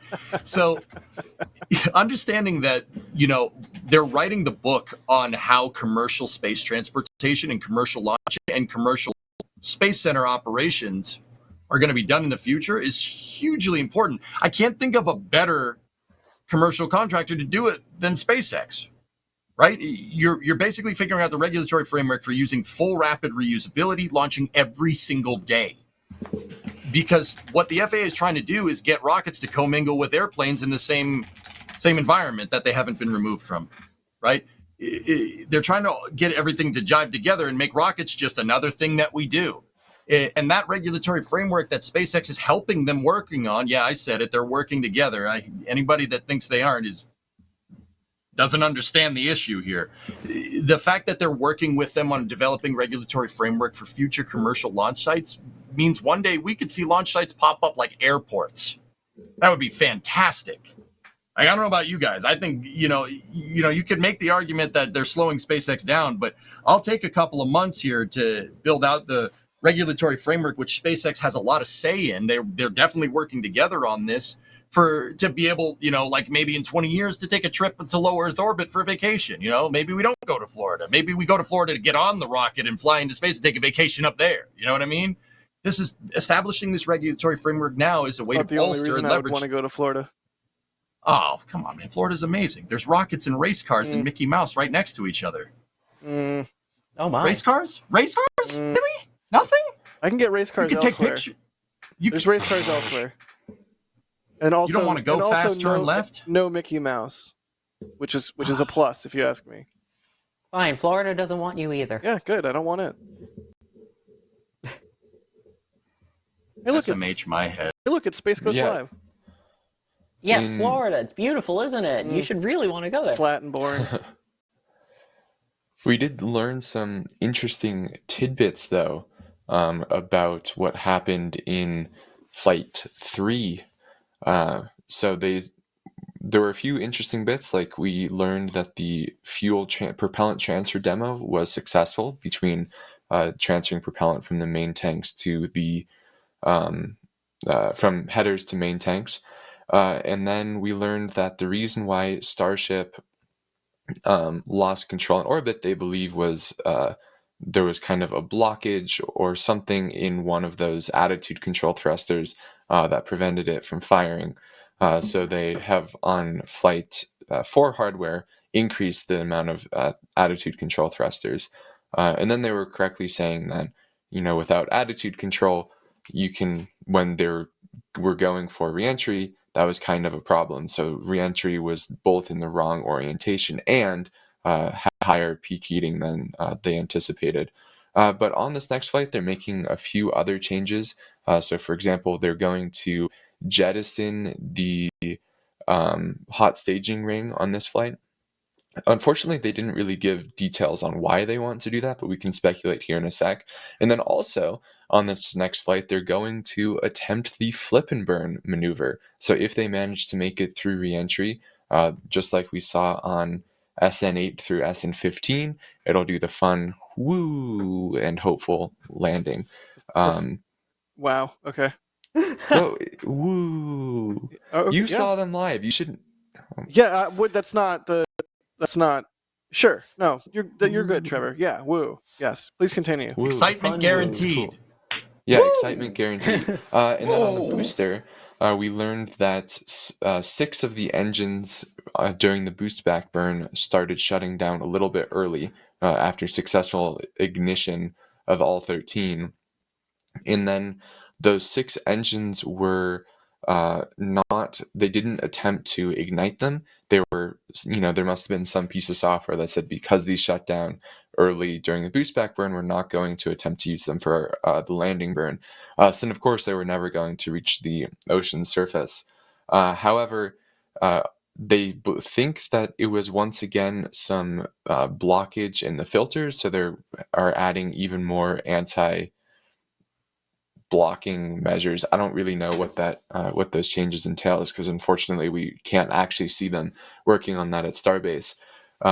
So yeah, just a bunch of small changes once again that they're making for Flight 4, which will hopefully see booster and ship splash down. But I think this really highlights kind of a big change in SpaceX's attitude. Originally, they were wanting to start launching Starlink as soon as possible.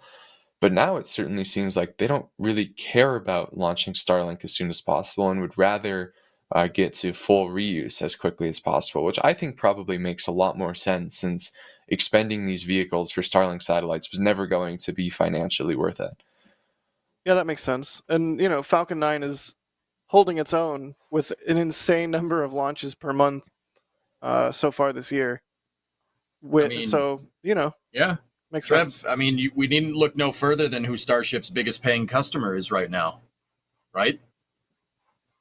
It's NASA with HLS by a long shot, by about $2 billion, right? So I said this when, after SN15 landed, you guys notice after SN15 landed, we saw nothing from SpaceX. Like no launches, no nothing, no like test flights. We saw nothing until IFT1, because the goals kind of shifted, right? The goals shifted from, getting this thing, to launch Starlink satellites maybe, right? To we need to get Super Heavy working, because if Super Heavy doesn't work, we're not getting our, 100-ton payload capacity lander up into space. The plan shifted. The stakeholder expectations for Starship completely shifted, because money talks, man. Money talks, baby. That's right. It's a good movie. Anyway, so yeah, right. So that's why they shifted to building the OLM, building the tower, getting all those figured out, getting Super Heavy sequenced ignition figured out, which still boggles my mind that they start 33 engines in 3 seconds, that's okay. I made my bed today, Elon. So there. Now what? Right? Well, then I did. Right? Yeah. There you go, man. The plan's changed, and now it's they're pivoting to full reuse, because they need these Starships and Super Heavies back to refuel the dang thing. Although, in terms of reuse, one thing I think that was really interesting with this in particular is the hot stage ring is going to be jettisoned upcoming. That I saw that, I'm like, wait a second. I mean, obviously it'll be later on, right, but yeah, that was an interesting one to see pop up all of a sudden. It's like, oh yeah, and now we're just going to jettison the hot stage ring and then go for the next bird. Wait, what? Backtrack? Dude, that's got to be a stopgap. That's got to be just something they're doing to like we talked about SN11, right? They sent SN11 because they wanted to get it off the pad, so they could make room for like SN15, right? That they're not everyone is going to jettison the hot stage in the future. I'm pretty sure SpaceX has another lower mass design in the works. Yeah, at a certain Trev, point, what do you think? The hot stage will be integrated into the booster itself. So, yeah, exactly. Why do we think they are making this change? Because this is something that wasn't shocking, because we had heard about it in the documentation.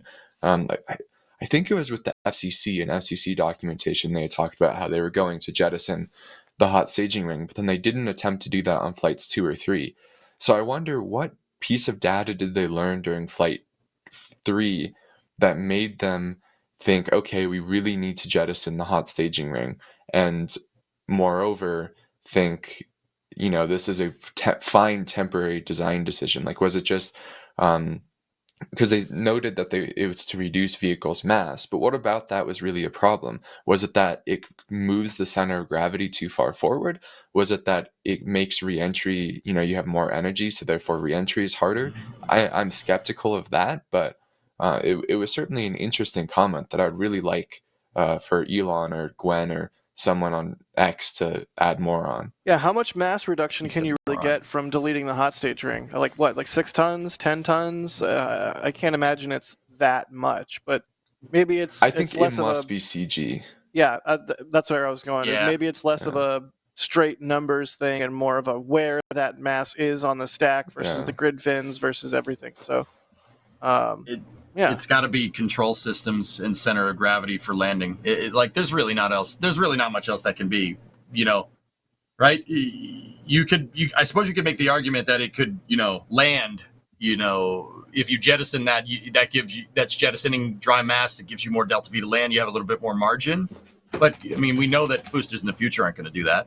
So it has to be something that's isolated to this booster design. That was the boosters that were manufactured that don't have the hot staging ring like included in the manufacture, right? So that's got to be some type of control mechanism or something. I talked with this in my on Twitch. I stream on Twitch, guys. We were talking about this afternoon. It's got to be something to do with controls. Yeah. That's the only thing that really makes sense. yeah. I'm excited. I know I'm not Trevor, but I'm excited to see. What does that mean? You were on screen, so you could have piped up and responded to EJ, but I rudely interrupted you and decided to respond instead. But yeah, it's going to be something different for this flight versus the previous ones. It'll be interesting to see, like, where in flight do we think they're going to yeet the hot stage ring? Like at booster apogee, at separation, some other time that's not either of those. Timeline said right after boost back, right, Okay. Trevor? 2 seconds after, yeah. Yeah. Huh. I wouldn't have expected it that is- late. According to, there it is. Yeah, the timeline's on screen there as well. It is, yeah, super heavy boost back burn startup, super heavy boost back burn shutdown at T plus 352, T plus 354 hot stage jettison. So it's less like yeeting the hot stage ring and more just like letting it go as it's on the way down. Like, be free, hot stage, goodbye. Let it It'll go. still be on the way oh, up wait, at that's- that point, but yeah. So what, Trevor? I'm just gonna ignore Sawyer. I was just saying it will still technically be on the way up at that point, but your point stands. Oh yeah, good point. Neat. Well, something to look forward to. A little bit different on Flight 4. I am Spaghetti's asking, do you think they're going to do a deorbit burn even though it's not shown in the flight timeline? No, they're deleting that, right, No. Trevor? Yeah, I this is, we learned this the other day from someone high up at SpaceX. I can't remember who in a talk. They were saying they are no longer going to be doing that deorbit burn, and that they'll just continue on with that ballistic trajectory.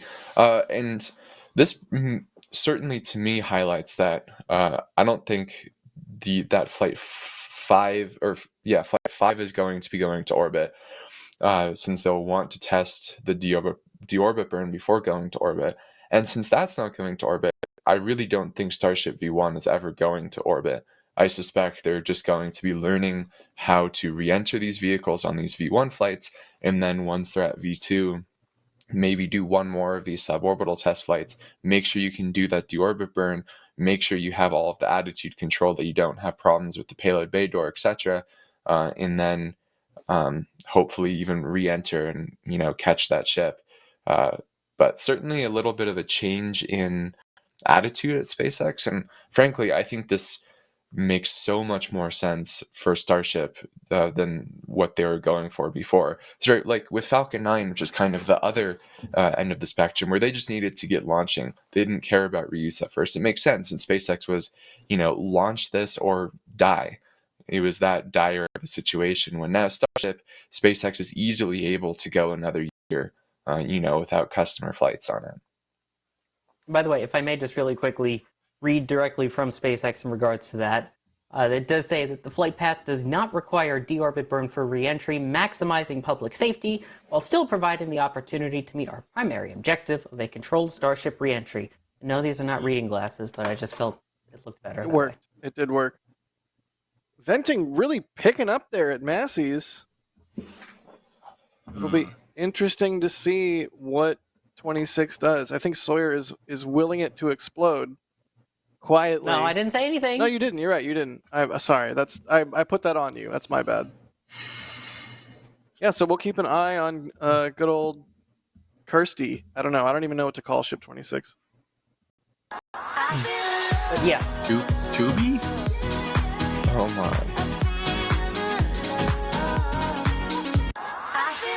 No, I actually hear the lyrics. Is he just gonna keep playing it over and over again?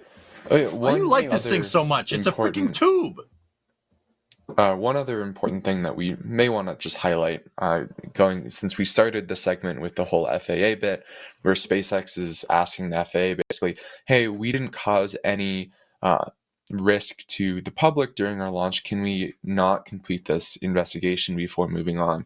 And SpaceX just kind of commented on that at the end of the post on their website, commenting that neither of the vehicle's flight termination systems were activated, and despite that, both of the vehicles splashed down in the expected corridors, which were obviously cleared out for flight. So I think that's all probably a pretty good sign that the FAA agrees that they don't need to finish this investigation ahead of Flight 4.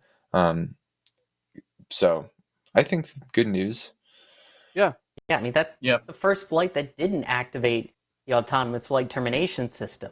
It did point out again that obviously you didn't get all the engines firing for the soft landing attempt. Obviously, they had the thruster control once they were in orbit, which the way that they politely worded of areas that were designed and not designed to experience heating still saw excessive temperatures on the way down. Right. Yeah. But yeah, the fact that all of these just happened with natural forces as opposed to the AFTS, and again, as you mentioned, stayed within their flight zones, that alone is a major success from Flight 3. Yeah, absolutely. You gotta walk before you can run, or you gotta launch Careful. before you can orbit. I don't know. They're making progress. Each launch so far, we've seen them make incremental progress compared to the previous launch, and I think Flight 4 will be no different. Hopefully, Starship can maintain a better attitude. Ship 29, come on! You got attitude problems, or your siblings have had attitude problems. So we need you to really just put your happy face on. What do Ship 29 and Kevin have in common right now? Attitude problem? Attitude problems. Kevin doesn't have attitude. Kevin's a gem. Kevin's a saint. He's an angel. He's having a great day. Hey, Ship Until I mentioned 29 Ship hasn't 26. had any. Ship 29 hasn't had any attitude problems. It was just 28. That's true. And 31. And that wasn't an attitude problem. That was just a Oh, we lost Sawyer again. electricity problem. I figured. We do have a question, though, from JS Webb asking any updates on what happened to Arky, which is what some people have taken to calling Arky. Ship 31. That took me a second. Yeah, some people were calling it Sparky, but I submit that Arky is a more better name. I don't think we'll ever know. Like, that's not something SpaceX will comment on. Right. Nah, they'll just fix it and send it. I agree. Good question, though. Yeah, for sure. Mm-hmm. Anikin is asking, any chance of danger cams on flight day? Yes. Survey says, shake the magic 8 ball. Yeah, right. Yes. Yeah, better than ask again later. I mean, JS they Webb will. Also, they will. JS Webb also asking, will they be doing a flip maneuver and a landing burn on Starship for Flight 4? Yeah, we talked about that. Yeah, dude, it's in the flight profile. Like, I don't know why we didn't talk about that more. I'm pretty hyped on that. Flip and burn, baby. Let's go. Ooh, the woo. Gonna be sweet. That was the woo that Trevor was doing, right? Yeah, isn't it way more fun to do that than No. say flip and burn? No, flip and burn Ooh. is Okay. way cooler. It's a Chris G-ism. Come on. It's hard, indeed. Yeah. Indeed. I mean, It's- guys, okay, look, if anybody from out there is watching from SpaceX, please get us some footage of that. Please. I'm begging you. I need to see another flip and burn in my life. Right. Please. Think of the testing, the data or something that you, please? No? It's, Alright. it's Been hard too to long. believe that SN15 was the last time that we saw it go, wee. What is with the sound effects? I don't know, 'Cause but it's I kind of fun. like it now. But still, Yeah. how has it been since SN15 since we've seen the flip and burn? I feel like we're I mean, doing we- an Arrested Development saw- where each person on Arrested Development made a different sound for the chicken plucking. And the We banana saw stand. we saw many flip and burns on Flight 1. Oh, well, that's true. He's got a point. He's technically correct. The best kind of correct. Falcon's Maze is asking, you were talking about smelling hypergolics. Have any of you ever read the book Ignition? It's on my list. I really need to read Ignition. I assume you have, EJ? I have it. I have not read it. That's Eric Berger's book, right? No. What is Ignition Berger's book called? it might Lift also off. Yeah, there you go. Ignition is the one that's all about rocket engineering. And like Please, just propulsion one more engines. flip and burn, bro. Please, bro. It'll be fine, bro. Just, Just one more flip and burn, please. Just one It more. won't SN11. Just one It won't more, S11, man. Just, please. come on, just one more. Please, bro. It'll be fine. Please, bro. Just get us the pictures, bro. Please. It'll land this time, I swear. It'll land this Oh. time, I swear. Look, there's frost on the LOX tank. Ooh. Wow. Ship 26 getting a bit less ugly. Fantastic. Go Ship 26, go. If only Stay to frosty. validate the static fire stand so that we can have a real ship tested on it soon. Dang. I didn't say it. Bob Bright, thanks for the $50 tip. Thank you so much. They say $50 towards the Fifth Element Fund. Awesome. Alex grabbing the Flight 2 and Flight 4 patch from the store. Thank you, Alex. Very wise of you to grab the Flight 4 patch and the Flight 2 patch, because once they're gone, they're gone. They say, completing my collection for now, smiley face. Nice. Wade, thank you for grabbing the patch. They say the patch looks really good. It does. It's an extremely high quality patch. We're not messing around. We take our patches seriously. Telstar, gifting a Red Team membership. Thank you, good buddy. And Garrick, wow, $100 super chat. Oh, they're coming out in force today. Thank you so much for the support. It's because they're awesome. They say it's true, EJ. It's because they're awesome. Yeah. Garrick is saying, I've been watching NSF since before there was a spreadsheet guy. First time super chatter. I'm driving from Joshua Tree to Starbase right now to see Starship in person for the first time. Hope to see some of you NSF guys there. Thank you for all you do. Garrick, thank you Oh, that's for the awesome. support and being a long-time viewer. Here's the deal. If you find me in Starbase, you get a patch. Not a Flight 4 patch. Those are in the store. But you get a cool little NSF patch or maybe some stickers. Whatever I have on me that day. So that's the deal. Come find me. Say hey. Just today, I met a lovely German couple who came to Starbase for like 2 days. The husband proposed to the wife. They were extremely sweet. And they're like, oh, wow, we've been watching you guys forever. The wife was like, I put up with this guy watching Starbase stuff all the time. And the guy was like, that's why I married her. It was great. It's beautiful. I always love meeting our viewers. Oh, Well, I thought they wunderbar. proposed Yeah. in front of Starship. They did. He proposed like I don't know if it was on the beach or what, but he proposed in Starbase like today. It's pretty cool. Shout out to Robert. What a I G. think it was Robert and Jenny. Shout out. Congratulations. So yeah, Good. Garrick, please come Say find good. us. We want to say hi. We want to ham it up with you. If we're in insane preparing for flight mode and super busy, forgive us. But yeah, do come up and say hey. We always love seeing viewers live and in person. RC Horseman, I will save you a patch. I will save you more than that, RC Horseman. Like I said, beers are on me for good old RC. Wow, that rhymed. I like it. I approve. I liked where you were going with that. The second part. I was gonna say, Jack, what do I get if I come down there? I'll make you bacon.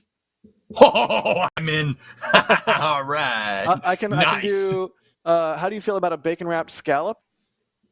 Yeah, not the biggest seafood guy, but I could get down on that. That sounds dreadful. Bacon wrapped shrimp. That sounds delish.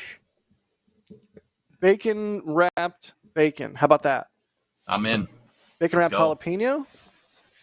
Sure, let's do it. Turducken, but instead of the duck, it's just all bacon. Turpig. Yeah, turbacon. Turbacon. Turbacon. Yeah, no. Let's do it, man. I'll make you a turbacon. NSF cooking streams when? Let's go. I'm telling you, we've been joking about this for literally years at this point. Second channel with a cooking show. Let's go. I'll be your Julia Childs. Let me hear your Julia Child voice. No, absolutely not. It's time to cook again. Snot Garden, thank you so much for all the support now and forever, even though you have a terrible name that I don't understand to this day. Love and it. It's been years, and I don't understand it, but thank you, Snot I'm here Garden. for the names. Snot Garden. It just makes me think of Soundgarden if they were like all sick. Rest in peace. Yeah. All right. You know, Soundgarden is actually named after a piece of public art in Seattle. It's like a bunch of pipes and stuff on the edge of a bluff, and so when the wind blows, it like makes a harmony kind of sound. Snot Garden, I hope, really is not named after a piece of public art because I don't want to think about what that would be. Anyways, they say I'm curious. Doctor Who Space Babies for anyone who watched it. You're welcome. Oh God. They say I'm curious. Would there be any value in leaving some tiles off by design to test the impact on survivability? What do you think? Leaving some tiles off on Starship to test survivability. I don't think you need to really do that to test survivability, do you? I think enough will fall off. Right. I mean, the other thing is that, you know, you want to take into account problems that could happen, but I don't think being okay with tiles falling off of your reentry vehicle is something that you should really test for. Because, right, okay, we're going to launch with no tiles, right? We're going to launch with some tiles removed, right? The expectation there is that you're putting the vehicle into a mode because you're expecting tiles to fall off. That's the implication there. That's not really a good way to go about testing. You should probably just make sure that the tiles don't fall off. That would probably be a better use of that time. I mean, I'm just saying, it's not a bad idea. I mean, maybe. Yeah, you generally want to keep your tiles inside the environment. You don't want them to fall off. Yep. Yeah. Yes, you do not. Yeah, that's right. That would be. You don't want that to be normal. Anonymous grabbing the Flight 4 patch. They say, looking forward to watching the flip and burn from onboard cameras. Fingers crossed we get to see that. Thanks for grabbing the patch. And Snot Garden again, gifting 5 Red Team memberships. Thank you, Snot Garden. What a abomination of a sentence. Thank you, Snot Garden, are the words that just came out of my mouth. Kenny Copeland. Go ahead. Chat, real quick. Chat's, Will, much easier said than done. Oh, believe me. As a shuttle nerd, I've read a lot about tile adhesion and, water permeating glue and tile densification. Yeah. Hopefully SpaceX's mechanical tile adhesion, it works a little bit better. Right. Hopefully. Although there are spots on the ship where they are glued on as well, like the tricky spots, the nose cone, or the spots with the on top of a weld. So it's even if the mechanical adhesion is like foolproof, bulletproof, whatever you want to call it, it's unavoidable that they're going to have to deal with some sort of glue or adhesive for some of the tiles. Probably some of the more critical ones, like the flap leading edge, like that sort of thing. Those are kind of important. Well, that also seems to be where SpaceX has had the fewest problems, though, since, on the flaps, that's just a constant. It's not undergoing pressurization or anything like that and kind of moving. It seems to be like mainly the pin tiles that have been problematic, which is probably a good thing since those are also the ones that are most uniform. Right. I mean, The other thing to take into account, like, Jack, you're talking about leading edges because of the shuttle, right? The shuttle had reinforced carbon on its leading edges. The reason why is because of the angle of the hypersonic wake that it leaves. It varies with attitude and velocity, right? So at a higher speed, let's call it, to use Peter Beck's words, we'll call it the plasma knife, right? At higher velocity, your plasma knife is actually closer to your vehicle, and if plasma is closer to your vehicle, it tends to get warm, right? But at lower velocities, the angle, that kind of wake angle, so to speak, kind of expands out. And that's the reason why the shuttle had a strip of RCC on the wing leading edge. Now, Starship is not going to, it's kind of not going to come in like the shuttle. It's more perpendicular to its prograde velocity vector, right? Like it's coming in more like this rather than like kind of angled down, right? So because of that, you have kind of a spherical, you're looking at the vehicle from the front and you have a spherical wake being made there. And a sphere is actually a very efficient reentry shape. It's a good way to keep that plasma knife away. So the leading edges, no doubt they're going to get hot, but they wouldn't get as hot as as the space shuttle's leading edges because it doesn't fly through that hypersonic boundary. So that's what I mean. Tile adhesive, like some of them are glued, some of them are mechanical, but we're really dealing with a shape like this that hasn't gone through reentry since the early Vostok and Voskhod missions, which was basically just a sphere with a seat inside of it, right? This is actually... Yeah, Trev, go. No, I was going to say, this is like something that's kind of interesting, when we were first... This is actually a bit of space history, I do know, just because of physics. Space history? Send it. Let's hear it. All right, let's see. And let's see, Sawyer and EJ are like, let's critique all of this. And no. My understanding is that when we were first trying to learn of how do we get something to survive reentry, right? The idea that we had was that you kind of want, a sharp, like cone shape, like the tip of this pencil, so that you can kind of just like quickly go bite through the atmosphere, or whatever term you want to use. And that turned out to be almost the exact opposite of what you wanted, right? You want something that's kind of more blunt, so you can really push that bow shock away from you to protect yourself from that plasma knife, which is, kind of somewhat unintuitive. Like, I think it's easy for us to take those lessons and be like, well, obviously that's what you want. But if you don't know anything about reentry physics, I could definitely understand that you want something that's nice and pointy. It's not pointy enough, Trevor. It has to be more pointy. How are we supposed to instill fear into our enemies? He doesn't know. He doesn't know what you're doing. Yeah, it was a joke. I know of that only because of the Elon interview, but I don't know what actual movie that's from. It's fair, but you're absolutely right. Like if you take something like Concorde, which is very sleek and pointy, and then you take something like the shuttle, Conky. You look at the shuttle and you look at Concorde and you're like, which one of these goes faster? It looks like Concorde goes faster than the shuttle, but in reality, the shuttle probably goes, 25 times as fast, 12 times as fast. If we're talking about, velocity relative to the ground, right? It goes way faster. The faster you go, the more blunt of a shape you need, because it's about your ballistic coefficient. You want to keep your ballistic coefficient low, and I mean, you could keep your coefficient of drag.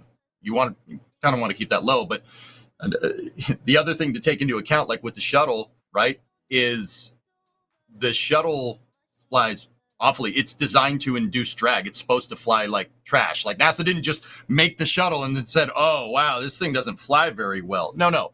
It's designed to fly well at Mach 10. It's not designed to fly well in the subsonic regime. It's only supposed to land when it's going subsonic. That's it. So, you're thinking there's a lot of very different kind of shapes here, right? The shuttle flies awfully below the speed of sound. It flies terrible, right? But, even though that blunt shape looks like it's supposed to go faster, right? Or it looks like it's supposed to go slower, it actually goes way faster than like Concorde. Concorde could only do Mach 2 off the top of my head. Olympus engines are a beautiful design, by the way. Shout out to that. Fantastic. And of course, the capsules ended up getting a lot of their original ideas from meteorites. You look at it and they'll come back and made it through atmospheric heating, and you realize that it sort of ablated the material backwards into that conical shape on its own. So basically using Mother Nature's own, hey, this is how these survive from space. this is probably how we could get our capsules to survive from space, and they do. Yep. And the other thing that you pointed out, EJ, in terms of just the angle at which we're going in, a reminder that when the shuttle entered the atmosphere, it is 40 degrees pitched nose up. It has to do a lot more, again, with center of gravity and things on the vehicle like that, and then exposing, obviously, those tiles to the heat of reentry. But when we're comparing vehicles here, you're talking about something that is a blunt edge at 40 degrees nose up. Mm-hmm. Yep. Good deal. Always love when we can get some shuttle talk in.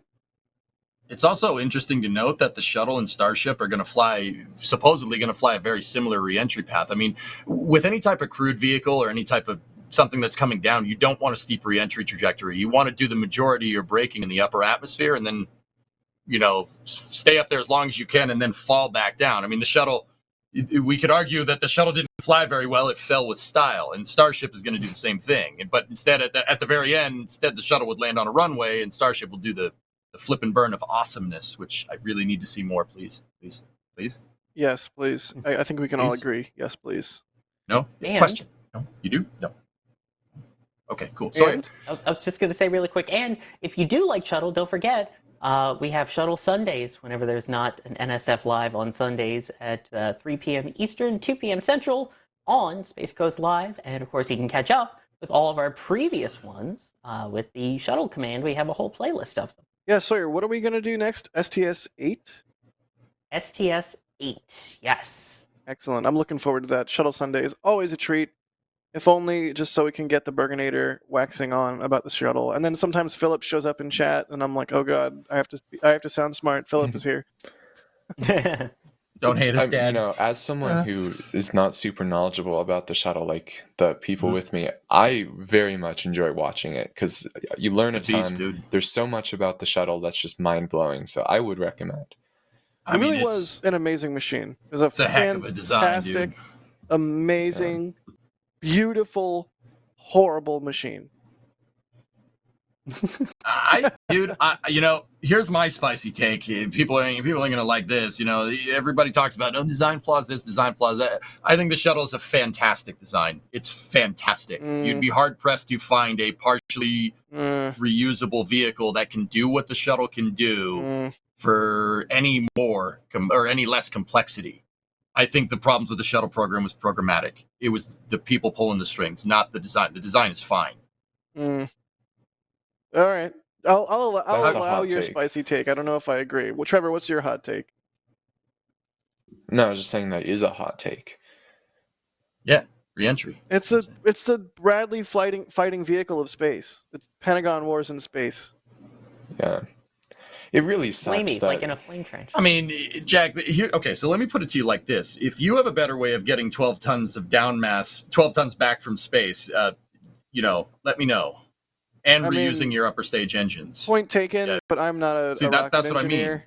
What I mean. But at the same time, it's just like designed by committee bad. Like from where shuttle started programmatically, what it was supposed to do and achieve and be, to where it ended up when it actually got funded, the compromises that had to be made. I mean, I forget who it is.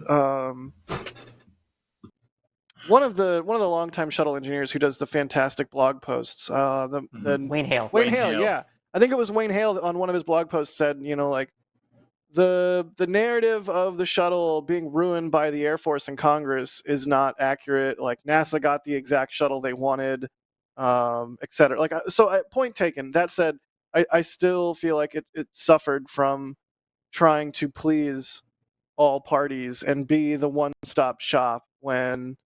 Maybe we didn't need such giant wings or so much cross range. Or maybe we didn't need to do orbit once around, which never got utilized. Or maybe we didn't need to basically woo the Air Force into launching all of their DoD missions on the shuttle, which ultimately they ended up obviously shying away from due to various reasons. So it's easy to look back into the past, and hindsight's 2020. But it's that's what I'm talking about, dude. It's a programmatic problem. I think the design is just fine. The problem is that they tried to stretch the most complicated launch vehicle ever devised by man, and tried to just, everyone's got to use this now. It has so many stakeholder expectations. Now it's got to do all these things like that. I mean, the shuttle was supposed to. The whole idea was the shuttle was supposed to operate like a plane. You're going to test fly. You can test fly a plane 4 times, Right. and then just be like, "Yep, it's good." Right. When's the last time they ever did that with a commercial airliner? No. I know someone's going to get spicy. Don't do it. Don't do it. Don't do it. Don't. I can hear you typing on your keyboard. Don't do it. I can hear Kevin typing on his keyboard because he's a loud typer. But that's what I mean. Like an airliner, it takes thousands of flight hours, thousands of hours of testing. We launched shuttle 4 times and then it's just good to go. Well, yeah, we'll learn the rest as we go. Yeah, that didn't work. That's a programmatic problem. That ain't a design problem. Yeah, that's fair. In fact we talked about that on Shuttle Sunday. We do talk about that on the Shuttle STS4 Sunday. on the STS4 episode. Yeah, baby. Jack, that was not me typing. I don't believe you. It was me. I was muted. I don't believe you. Jonas, I told you not to talk about it, man. Dang. The heck, Chad? Blake Alexander, thank you for gifting 5 Red Team memberships. It goes without saying that we can't do what we do without our good old membies. So thank you so much, Blake, for all the support over the years. Always see your name pop up with support. And now you have gifted the joyous gift of membership to 5 people who might not otherwise have it. So thank you. Anonymous, getting the Flight 4 patch. They say, I know how Trevor feels. I don't recall names like the dude that does the maths in The Martian. Trevor, have you seen The Martian? Rich Yes. Parnell? And Sudaban, that name sounds familiar. Sudi! What's up, buddy? They say, just from a design standpoint, oh God, we're really going to do this? We're really going to do this? I think Shuttle all day. Oh, yes, shuttle, baby! I thought you and I were going to have to fist fight, EJ.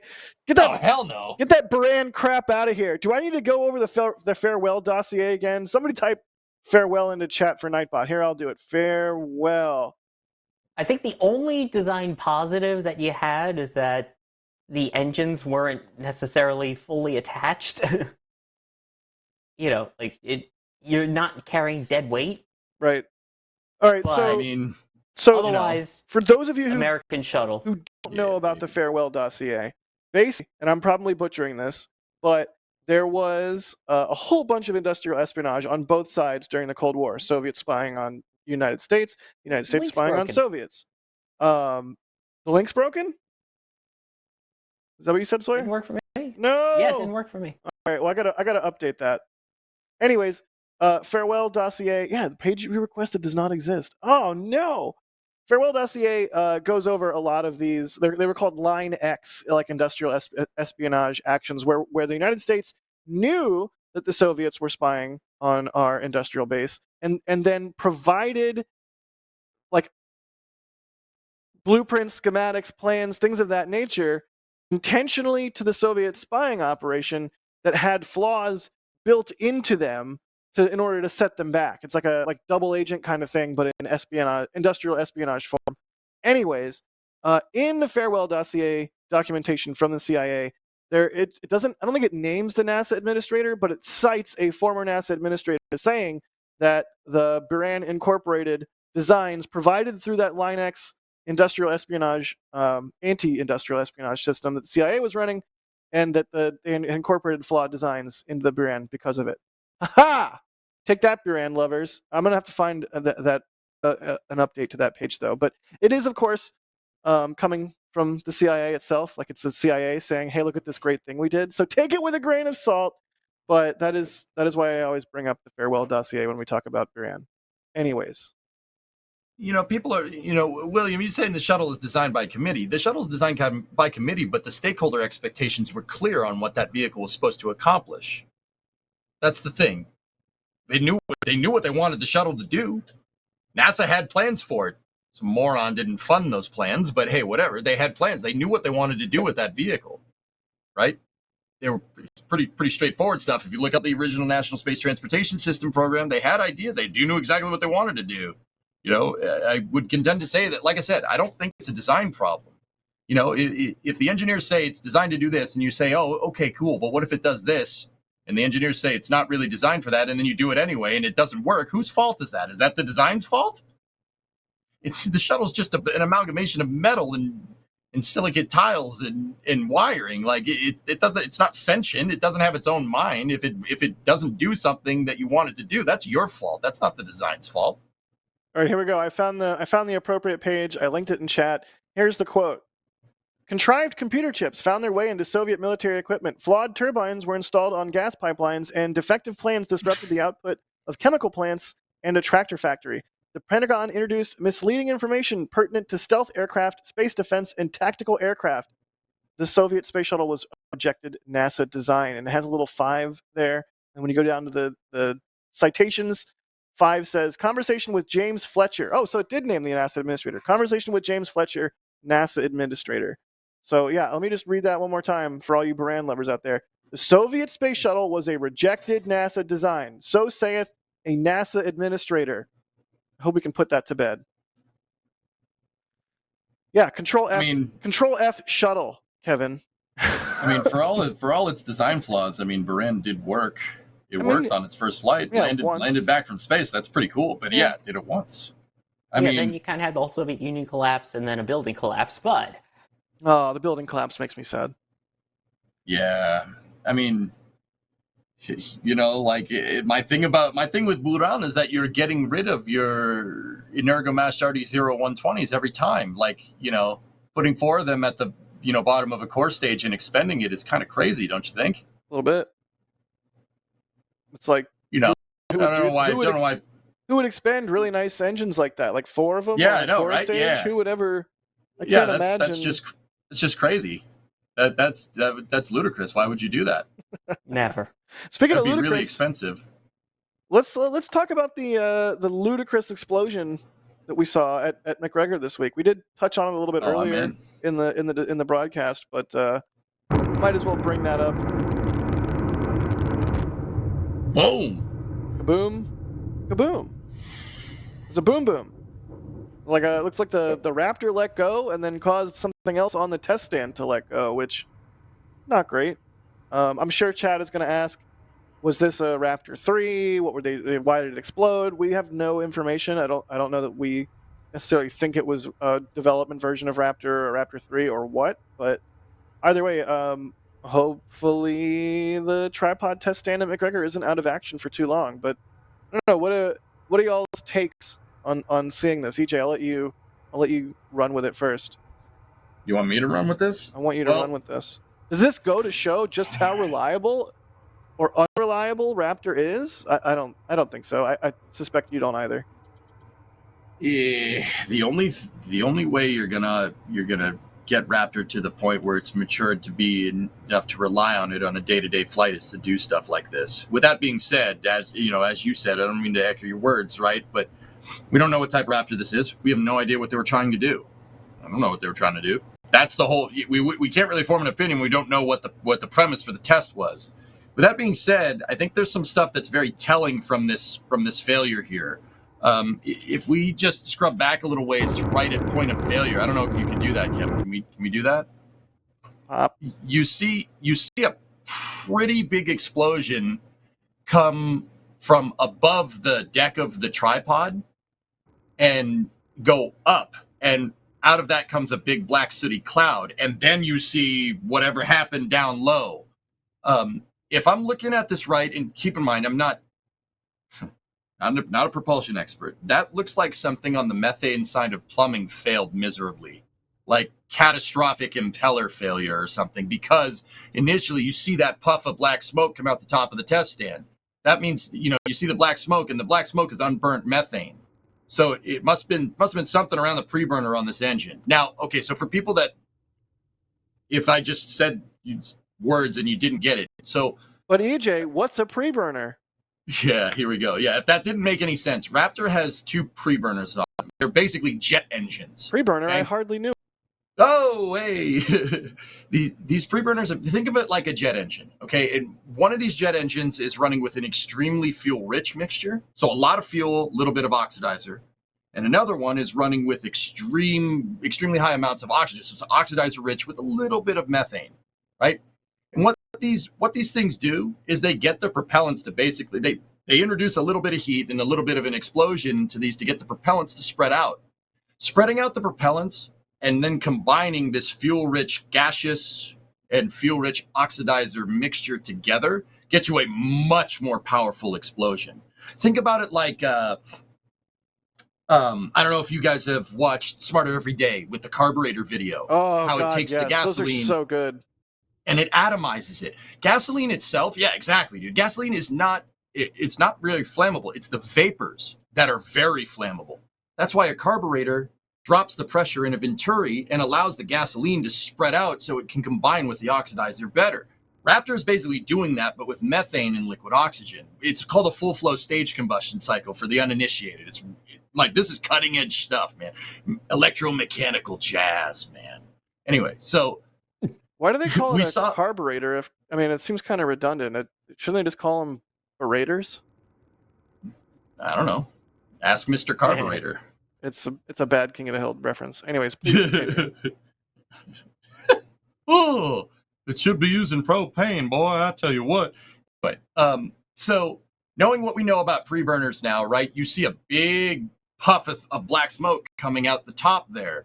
Kind of comes out a little bit from the side. So something seems to have gone wrong with the methane pre-burner there. And it's pretty much all we could tell from this footage. I mean, and once again, if anything that I just said didn't make any sense, it exploded. It doesn't exist anymore. It's not alive. It unalived itself like really badly. It's Do they broken. have- Yeah, that Naden, won't buff out. Naden Knight in chat's asking, do they have truck berators? Or like a boat Mag- berator? They're called carburetors. Yeah, I mean, But yeah, it's yes. it's not a good day for that test stand, I think is safe to say. No. And somebody Yeah. else in chat was asking, is that a pressure wave or a shock wave, or is that just the way the camera picked up the light from the fireball? No, I think It's that a is detonation Yeah, that is a all day. genuine pressure. Like, that is an extremely energetic event. Yep. Yeah. It looks like there was a pre-burner failure during hard start, and it ignited stuff upstream of the impellers. And once again, if that didn't make any sense, big explosion, go boom. Thomas in our back channel is saying, for reference, the previous tripod runs we've seen have begun testing again 2 to 4 days later. 2 of them were 4 days, then 1 was 3 days, then 1 was 2 days. This one might be longer if it damaged GSC, but either way, they're quick. Hooray! Thank you, Thomas. Thanks, Thomas. Yeah. But yeah, Trevor, we'll let you have a say. Like, do you think this says anything about Raptor, or, I mean, this is no sweat off your back? I mean, first of all, we don't even, for all we know, this could have been an intentional test to failure. I'm kind of skeptical of that, but we don't know for sure that it wasn't. We know that they do those fairly often in McGregor. And then also SpaceX tests, like, what, does 50-ish engine tests a week, if not a little bit more? And this is one that we recorded that had a big problem. That's, this is why you test at the end of the day. And I don't know, Raptor, there was certainly a time where I think it was valid to be concerned about its reliability, and I do not think that this is that time. Concur. Sawyer, any thoughts? Good, buddy? Yeah, go Sawyer. Yeah, you should be watching all these tests at McGregor Live 24/7 right here on NSF. Honestly, do you like jump scaring yourself and/or your friends and family? Put McGregor Live on one of their computers or TVs in like a separate tab, and turn the sound up good and loud. And then whenever there's a test, humans and animals will alert and go running alike. It's quite nice. Yep, all you need is 10 minutes of silence interspersed with pipe banging sound.mp3, and then McGregor Live, and you're all set. Exactly. Thank you, Sawyer. You're welcome. And that is a real video, by the way. Trevor, Gary Hayes is asking, you're so quiet, are you reading a math book right now? Dang, dude. I don't know Chat's messing with you too. No, he's listening to Taylor. I'm not listening to Taylor either. I don't believe you. Are you thinking about Taylor? Not until now. Don't think of a blue whale. Echo Deal, thank you for the support. They say shuttle sundaes, are those made with astronaut ice cream? Oh, that's a good one. I gotta steal that. My hot take is I actually like astronaut ice cream. I know it never actually went into space and blah blah blah, but it's it's a fun treat. I surprisingly enjoy it too. It could just be that I've eaten it enough times when I taught kids about real space food, but yeah. Flex. I like Dippin' Dots. It's the ice cream of the future. Yeah. Until you get it and eat it, in which case it's the ice cream of the present. But like when you're going to Yeah. get Dippin' Dots, it is the ice cream Yeah. of the future. Yeah, it is. Now I want Dippin' Dots. Yeah, see? Bideford, thanks for gifting 5 Red Team memberships. Flex, thank you for gifting a Red Team membership. Jackknife2531, upgrading to Capcom. You get Discord access, good buddy. Hop into the Discord and say hey, and also hang out after the show for the post-show. And then next week before the show, join early for the pre-show, because that's the thing we do for members. Kind of hang out and chit-chat informally. Membies. And Sir Worthington, thank you for the support.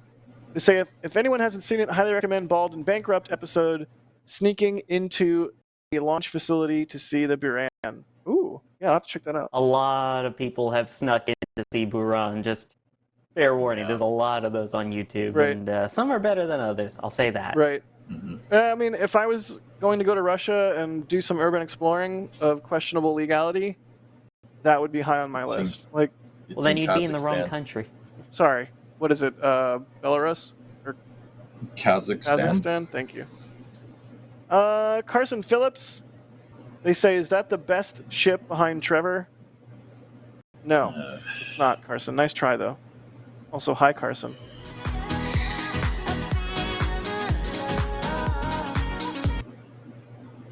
Oh. I can't believe we actually bought that. Yeah, I can though. That's the thing. It is Kevin, and I mean, what do you expect? Kevin is nothing if not faithful to a bit. Jacob S, thank you for the question. They say, oh wait, no, that's a really old question. Here we go. Kenyan Ask it Copeland. anyway. They're saying, is the 28th a wet dress rehearsal for Starship, and why might they slip back from the 5th? Well, that's I don't know. the testing closure for the 28th does look like it would be for a wet dress, right? yeah. We are expecting another full wet dress at this point, which will probably be on the 28th, and then from there, that roughly a week until they're in launch position, since they would need to go through, activate FTS, do that final tile work, and whatnot. And I think, if anything delays this launch, I suspect it'll probably be tile work. It seems like there's a decent amount left to do. It's weird because I feel like in the morning, like every day up until around noon, for since Ship 29 has been sitting where it's at, there's like 5 or 6 different lifts and people working on various tiles and all around the ship. And then afternoon hits, and it's like nothing. That process has been repeated over the last couple days. Maybe I'm just imagining it, but for whatever reason, they seem to do a lot of the tile work, or at least work in general on 29 in the morning, and then come afternoon, and they're like, all right, we're good. I don't know, maybe it's the heat of the day or something like that, but Maybe it's the heat of the moment. You beat me to it, darn it. Yes! Oh, I win! Ha ha! Yeah! Stomp, stomp, clap. Trevor has no idea. Todd Johnson, thank you for gifting 10 Red Team memberships. Very generous of you. And Jerwa, good old buddy Jerwa, what's up? They say, can I get an F in chat for my 14-year-old server that just bleeped its last bytes? Oh. F's in the chat for Jerwa. Jerwa's an old school legendary tank watcher who's awesome and we love him. I want to see F's in chat right now. There have been a lot of F's in chat. Excellent. F to pay receipts. That's what that is. No regrets. No regrets. Good deal. Well, I mean, where do we go from here? I think that's about it for this week. Also, there's so many people. Trevor, do you know why it's F to pay respects? No, he doesn't. Nope. That's not even that old of a... X to doubt. He doesn't know that. He doesn't know that one either. I guarantee it. Do you mean X the Everything app? All right. No, Well, we thank don't you mean that. so much to our launch directors and flight engineer members this week. I'm not even going to give Trevor the satisfaction. I don't know if Kevin is even ready to show the card, but he's spinning us around, and I hear outro music, so Twixer. sort of feels X. like. Oh, don't do the launch directors and flight engineers could not do what we do without the members, and especially the launch directors and flight engineers, the two highest levels of support for the member program. Thank you all so much. Absolutely core to keeping the content flowing here at NSF. So thank you. Thank you. Why is it catchy? Why is it catchy? It is. It kind of slaps. All right. Before I get lost in the music, EJ, thanks for being on this week, good buddy. Thanks for having me. It's a privilege coming on here and doing this with you guys. Trevor, Sawyer, Jack, yeah, appreciate it. I don't take it lightly. I like to have fun, but it is important to, understand that. So thanks for having me, everybody. I do appreciate it. Absolutely. EJ streams on Twitch all the Yes, time. sir. I don't know how you do it, man. You're a machine. So Yep. yeah, go follow EJ on Twitch for some excellent additional content if you like what EJ is putting down. That's where you can pick more up. Where we really go off the rails. Because we play Derail Valley and the train derails, but, Nice. whatever. Moon Train. Moon Train, woo woo. Oh, Mood Train. Trevor. Oh no, Sawyer. Fine. Kevin just makes the decisions for me. Sawyer, thanks for being on, good buddy. Yeah, it's, sorry, I get your references. No, I'm kidding. It's an absolute pleasure to be here as always. I love it. And for those wondering, let's see. There he is. There you go. Jake made his appearance. All right. You're welcome. Thank you. And Trevor? you did make your bed. Wait a minute. Who said that's my bed? Also, who said he made it? What? Whoa. I don't know what's I don't know what's happening. Maybe I have two bedrooms. Trevor, I don't know thank what's you happening for anymore. Trevor, thank you for, I guess, being on or whatever. It was okay to have you. Yeah, it was okay to be here. See you next. Well, I don't Just know. if I'll be on okay? next week. At some point in the next week. No, I won't. We need you back here. You gotta give us an update on October Sky. Right? That is your assignment this week, bud. Also, Okay. Chad, if you've never seen it, watch it. And then you will know who Homer Hickam is. And then, Trevor, you will know why that one tweet with the person who got the internship at NASA is so hilarious. Because it's so hilarious. It's like one of the best tweets of all time. And I can't amazing. repeat what that tweet said here, but Bullet hole shooter. it's a really good tweet. All right. Thank you to Kevin for operating today's stream. We love you, Kevin, even if you're wrong about Ship 26 not being an abomination. And of course, I'm Jack Byer. Who cares? I'm me. Hi. Hello. Goodbye. No, you're Bye. awesome, man.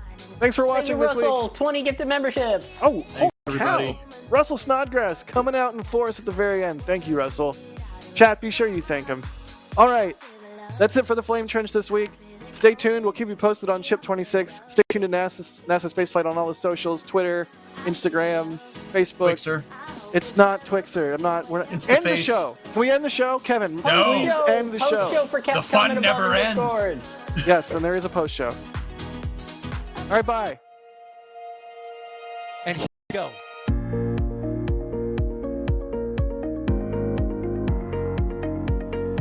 We have liftoff. Propulsion continues to be nominal. R68 chamber pressure looks good. Probably not. Roger, planet. Water towers, fly! Yes! Tango down to nominal. Flight downside FD off. Say again, FD off. It's orange! 145! Oh my god! Oh my god! Decollage. Put that in the big bag, 343 unfolds to go. We rise together back to the moon and beyond. If the methane would be igniting in the flare, correct? Yikes. You read? We don't need any more of these.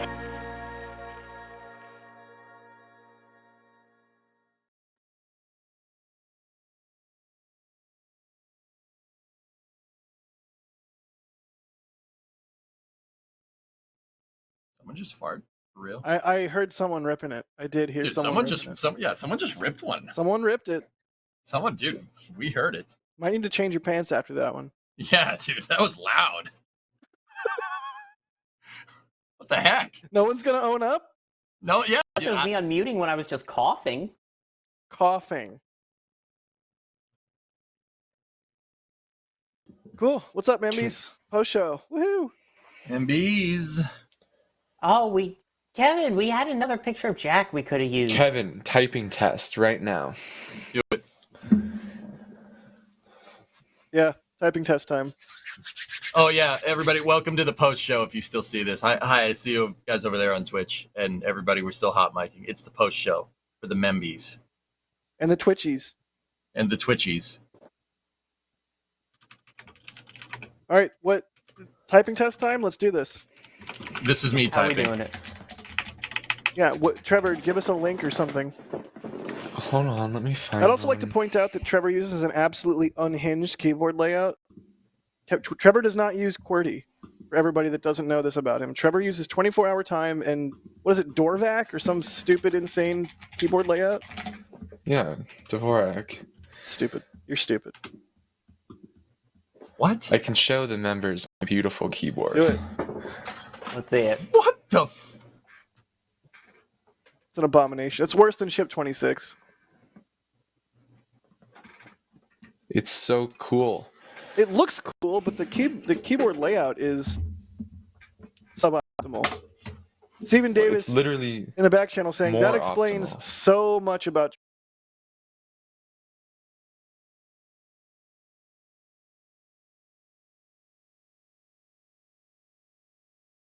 Live on Twitch. Or What? not What? Twitter. Oh, Oh no. Anyway, Oh, what are the 6 people gonna do? I don't know why. are we doing a typing test or what? Let's go. I want some action. okay. Yeah, Jay just posted my keyboard layout in chat. It's cursed. Why? That is Why? ugly. What the? Worst. Why would you do that? What? Why would someone do this? It's more efficient. His brain is broken. How do you type like that? How I do mean, you at least type you can on make the QWERTY? word. Go ahead. Like everything's in the wrong spot. Thanks. I hate it. Trevor was just built different. At least you can make the word shit on one line.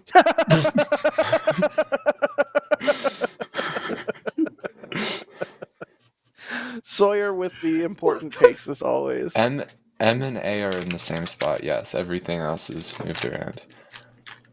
All right, give me the typing test so I can put it up Oh, for yeah. members to watch. Kevin, for the love of God, Custom stomp Trevor, please. multiplayer typing test. All right. My name. I am Trevor. Enter. Where is Where's this? the link? Trevor, I'm do you, trying to. doing? Trevor, do you also use Dorvac on your phone? No, you don't want it on your phone. How is that any different? Multi typing competition. Aha! Create game. Hang on. All right. I need, Start. I need I a- need to make a freaking account. Okay. I need a- different site. I need a tasty beverage. I'll be right back. Yeah. Yeah. Twitch chat Yes, Membies. This is type live. Yep. Create racetrack. Okay. Copy URL. Okay. You guys want to listen to a good song? No. No. Yeah, I need a Okay, couple so the wobble reason pops. why you don't want to use Dvorak on your phone, by the way, is because Dvorak is designed that the most common keys are right next to one another. But on your phone, since you're limited to 2 fingers, that you actually don't want that, since you would constantly be on top of what you want next. So QWERTY, which is designed to have the common letters as far apart as possible, because they'd want it to jam typewriters less, is actually really good for phones. But it's not good for Let's talk you more actual typey. typing. By the way, is that on a certain box service there? What, this Factor cold pressed juice? Oh, yes, Yeah. Factor. It is delicious. What is our promo code for that? We need to get them to. You guys are really do another plugging ad. in the members stream on Twitch. Really? Really? Kevin, join the link. They haven't sponsored us for months. I literally bought it because it's delicious. I want to get a beer. Brr. It's telling me Type Racer is loading. Do I need to? It's just Join saying race? it's loading. Oh, I see one. Oh. Join this race whenever you're ready. Could be you. I am guest, and there's another guest. We're oh, all there are guests. now. Oh yeah, I think Guest as guest is well. gonna win. Wait, hold on. How do I Let change me my get name? a screen share of this. So You would have to create an account. That's how. Yeah, I'm not creating an account. Well, I'm the blue car. I don't know what car I am. How do I know what car I am? It should I'm say red. guest parentheses you. You guys know that if nobody can see what you guys are actually doing, hold on, I'm working on. He's working on it. He's working on it. He's working on it. Hold on. I'm the brown car? Ew. Yeah. It's weird. There is no brown car on my screen. Why has my stream deck stopped working yet again? I don't know. Fix it, man. Sounds like user error. Mm-hmm. No. Sounds like a network pep. error. Sounds like a pepcac. Making me upset. You guys know what a pepcac troubleshooting code is? Members want to know if other people can join. Wait a minute. Who's who? Because like Nobody? on mine, I'm a blue car, but there's no blue car on your screen. I don't know what color I am. It You're says at the you. top. It says you next to the color you are. I am brown. Oh, I'm me. I'm you. And see, on mine, You're I'm me? blue, but there is no blue. I see blue. I see wiener. Dark blue? I see dark blue, red, green, and white. Guys, I'm not gonna lie to you. I got fajitas. I'm having them. Nice. I'm not participating in this. I got fajitas. Heat it up. You can adjudicate. That's fair. Well, even though there's literally a computer that does that for you. That's the whole point of the website. This computer does not eat fajitas. Thank you very much. I'm not excited to It type could. in prejudice. Yeah. Okay. We're doing this? I'm we on going? mute. I'm on mute. Waiting for the owner to Are start. people actually able? Okay, people can see now. Yeah. All right. You guys can see all my mistakes. Uh-oh, get ready to race. Here we go. Uh-oh. Good luck. This is a shit keyboard to do a typing test on.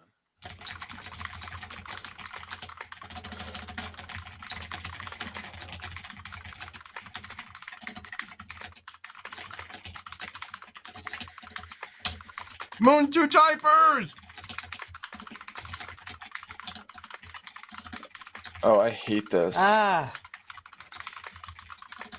Ah, it stopped me. Oh no, it's making me, Oh, typo alert. Yep.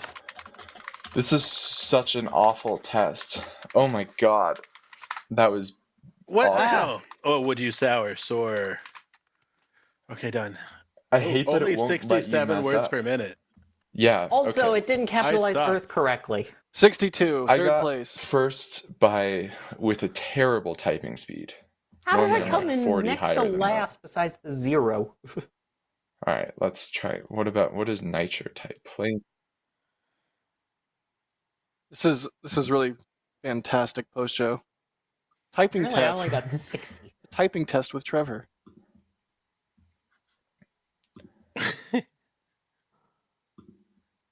Typing intensive. I don't want to make a fucking account. Whoa! Whoa!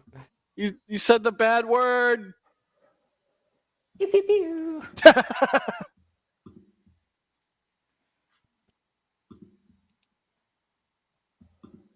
This is obnoxious. This is a great post show. This is fantastic. Swear jar for post show. You need a swear jar for during the show too. No one's ever just Use happens behind nitro the scenes. type. no one's I ever was just sweared on air. Yeah, right. We said hell once, I think, but yeah. But nitro type also requires a stupid account. Log in. Yeah, I don't. see Eric that? Fraser says that his wife is appalled by Trevor's potty mouth. Yeah, mine. Yeah, Trevor. Mine too. Your wife? You have a wife? Uh huh. Oh. Who, Sean? Ooh. But actually, though. You okay, Jack? No. It's too real. It's too real, Kevin. You don't know her. She goes to a different school. Yeah, she's actually Nice, from Falcon. Canada. She's actually from Canada, so Oh, aliens actually, right? I mean, is it Danielle? Danielle's your wife. Dan is not my wife. So, the other day, you mean like 2 months ago when I was back in LA last? Oh yeah, when they called you an influencer. Yeah, I was just about to say that that date that he got called an influencer. Have you talked to her since? No. Apparently, she doesn't like influencers. Yeah, no kidding. Let's go with that. Let's go with no kidding. Are you surprised? And there's so many women here in Brownsville. So yeah, EJ, I've definitely, love life is just popping off. Swimming in the dating pool. What about in, Jack, I believe in you. Thanks, Trevor. It somehow makes me feel worse.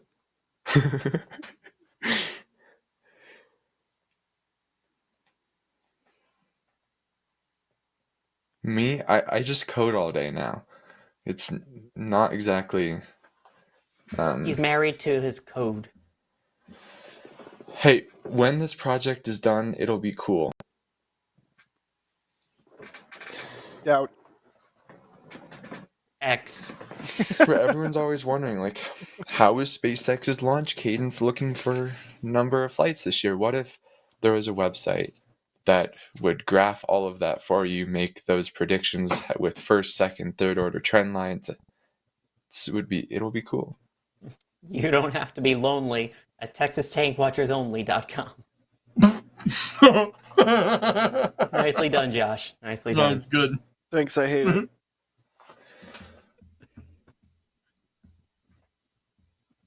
So, Trevor, are you going to watch October Sky? Yes. Dude, I'm telling you, I wouldn't steer you wrong, dude. This isn't like, oh, we got to make Trevor watch this funny, dude. October Sky is amazing. Unironically, it's like, yeah, it is one of my all-time favorite movies. There will be a week when we tell you to watch The Room, but it is not this week. This week we are telling you to watch October Sky. Oh no! And then we'll Yeah, at some point we'll make you Mark. we'll make you watch Manos Hands of Fate, and we'll make you watch Troll 2, Space Camp. Space Camp. Dude, Because he loves old movies. Have you seen Trevor, Joe? Matthew, I was abiding by the rules Python that primarily, and then of course like CSS, and there's yeah, a bit of okay. C for the database, but It's baby Jake Nerd. Gyllenhaal. Mm-hmm. I am turning my lights off. Y'all can deal with the crappy. with me Hello, not being darkness, well lit my up. old friend. Vintage Vet Gal says, Manos Hands of Fate. I am dying laughing right now. Make him watch it. Oh, we will. Yeah, but you guys got to Ooh, remember, Strange Love. the original rules for this is if it's a movie that he doesn't freaking like, he's gonna stop doing it. It's 2 in a row. No, we just have Two in a to. row. We just have to be strategic. We give him a good movie and a bad movie and a good movie and a bad movie. That way, he never gets to quit. He really. Trevor, do you like comedy? I don't know. No, he doesn't Just know. He doesn't know have what me watch comedy is. Have me Look at watch him. Miss Americana every other week, and then you'll be good. So something like Spaceballs, you know. I do not think I would like Spaceballs. I don't know anything. Like, I only know about it, the stuff I've seen on Twitter, and it seems just like a terrible show. That's the joke. It's supposed to be. That's the whole idea. Yeah. So this is like, what's the prince? No, not this Princess Bride. What's that famous English movie? Don't you dare talk ill about Princess Bride. I will come Monty over Python. No, there and tear off your head. That's not. What is the really famous like British movie that was notoriously done on a low budget? The Kid in King Arthur's Court? No. Monty Python. Yeah, I think you're talking Monty about The Python, Room. yes. Monty Oh, Python is Monty Python and utter the Holy Grail? crap. I'm Yeah. gonna say he doesn't like comedy. Yeah, I think Trevor doesn't understand humor. Like one of my friends made me watch the Monty Python, and they were like, "I promise you'll love it." Made you And watch I thought The it was, Monty Python, as if I that thought it is was that one is of, the name of the movie.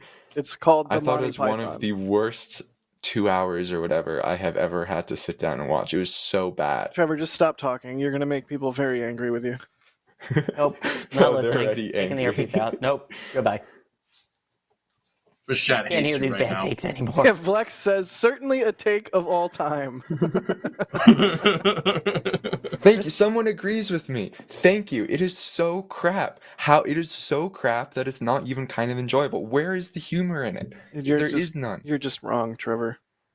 Well, there's multiple. That's the thing with Monty Python. There's multiple.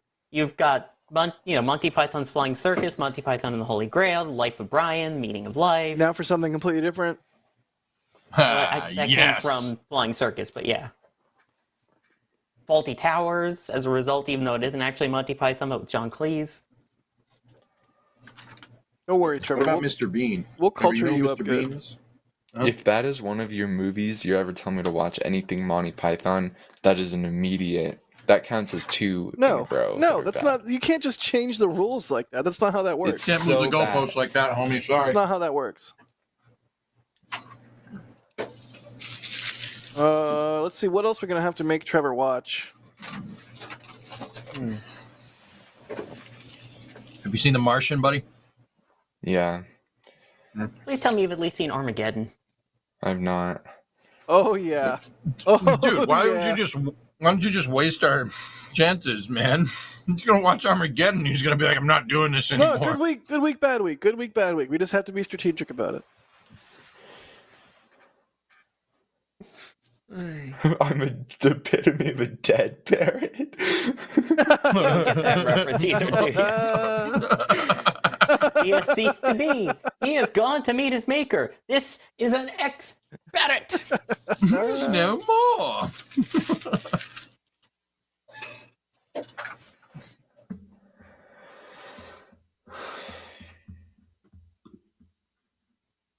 I don't Just know. but a scratch. Just a flesh wound. I can't deal with Trevor. My Yeah, chat says Iceblade is Armageddon. very true. I think I agree with Iceblade. What did Iceblade say? Given how bad some of Trevor's takes are, may have to be careful about your deliberate bad weeks. I told you. That's what I'm saying, man. What, like that he would like a bad movie? No, the movie might be so bad that he'll be like, I'm not doing this no more. One that we think is really good, he actually thinks is bad. Well, that's the challenge, is if we do alternate, like, good movie, bad movie, good movie, bad movie, we have to really be sure that the good movie he's going to like. Like, I'm pretty dang sure he's going to like October Sky. If he liked Apollo 13, he should, by all accounts, like October Sky, unless he really is just a zillennial with brain rot, which, I mean, he is, so I don't know. All right, let's go off of Alien's question here. What is a good movie that you like, Trevor? I don't really like movies. It's not math or Taylor or riding a bike or climbing a You mountain. can't say The Eras Tour is a movie. Yeah. That is a good movie. It's not. Oh my God. It's not. Like, for reference, if you were to say, oh, a movie I enjoyed watching was... It doesn't involve Taylor. It doesn't involve Taylor. I very much enjoyed the entire Despicable Me franchise, and I'm very excited for the one this summer. I like Kung Fu Panda. I don't know why that's so funny. I'm not laughing at you, I swear. That's awesome. You would say that. That's so good. You're the freaking man. I am a toddler. You guys should know All right. that I have the maturity of like a 2-year-old. Who could think of a space movie with people with yellow shirts and overalls? There you go. That's the movie. But okay, a mature movie that I haven't. Okay, let's look at my Have Netflix. you seen Moon? No, Sunshine? no. Where is watch? Oh, You should make him watch Deep Impact. Oh, God. see, all of my like watch agains are just TV shows. I really like don't watch that many movies. Ooh, maybe Ever you'd watch like Contact. Ratatouille? Yeah, we should definitely have him watch Contact. I know someone said First Contact, but I've Contact. He won't. I mean, He won't like First Contact, unfortunately. No. That's Okay. like Contact, probably. I mean, just that opening Right. sequence, if that doesn't get you hyped, nothing will. Right. All right. Trev, I don't mean to put you on the spot. A here. movie I What did- really liked, Saving Private Ryan. That's a good movie. Good call. Good movie. Good call. Okay. All Quality right. movie. Very Quality That's a good. film. good take. I mean, Did you watch Band of Brothers in the Pacific? Dunkirk?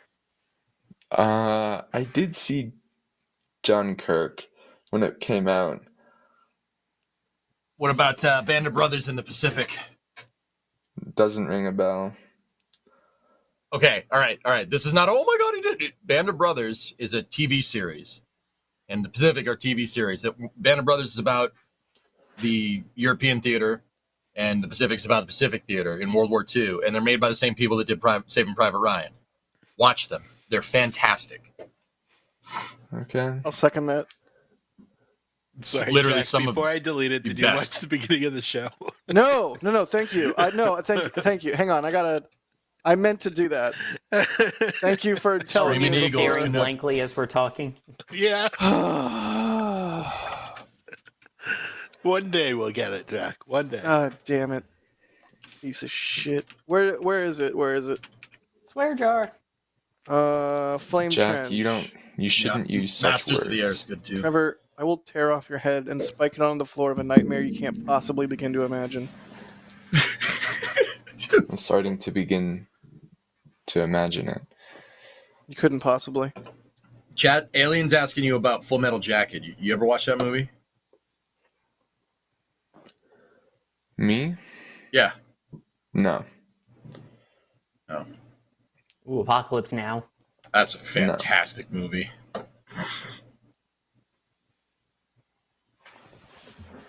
Hang on, I'm watching the intro. Hang on. Yep, that's right, Astro. E Company, 506th Airborne Battalion. Dude, if we didn't have like footage of those dudes sitting at the Eagle's Nest, at like that whole group, that whole squad doing what they did, I would not believe that they did what they did. It's absolutely insane. Yeah, dude, it's unfreaking believable. What they did at the Battle of the Bulge is unreal. Like, that's just not, how did that happen?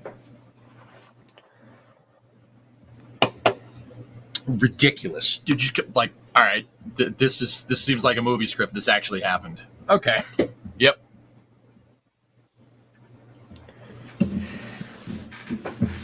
I agree. Band of Brothers should be mandatory when you're studying World War II history in high school. Trevor, you ever seen Starship Troopers? Nope. Oh, man. I can't even edit out EJ laughing at you. What happened? The beginning of the show. What happened? What did I do? What did I do? I love that there's not even a change to my expression. I just accept that this is the reality that I now Hang on, let inhabit. me see. Oh my god. Why? Down Periscope's a good flick, Chad. Why did I choose right then to respond to Alex? Where can I see this? What's going on here? On YouTube. It's the start of the stream when we were hot micing, and then All the Kevin people with the phones. Kevin you cut to me animal. without a count for some reason, so I didn't know that we were live. Thank you for that, Kevin. And so I saw a notification from Alex pop up saying about the hot mic, which we had already acknowledged on stream that we knew we were hot micing. And so the We got a hot stream mic just on countdown starts one. with my face going, "Yes, Alex, I know. Chat can hear us. Hi, chat." And then Kevin goes, "Jack, you're live." No, here's the best part. They definitely heard us. They definitely heard me and you saying, "Who farted?" at the very end, dude. Nice. Yes! Awesome! So good! I should probably listen to the end and see if I can delete the who farted part. No, you gotta keep it. That's the best part, dude. I don't think so, Bill. I love how man. also it just goes randomly from the tripod explosion to just Jack.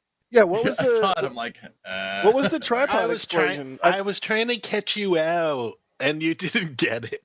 I thought like you were testing playback or something before the stream went live. I don't know. I didn't know what I thought, but Oh my god. yeah, we're professionals here. We're professionals. We don't do this every day. I do. I legitimately have a degree in this. Astro Knucklehead says, "Can you go around the horn with say top 3 movies for each of you?" It's so hard to pick favorites. Doctor Strangelove, Office Space, Koyaanisqatsi. If I had to pick 3 off the top of my head. That's pretty good.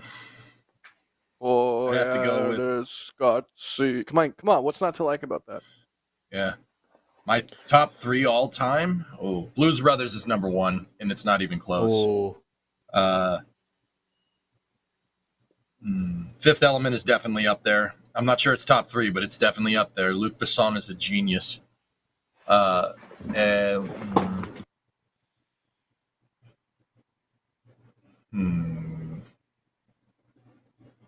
Empire Strikes Back.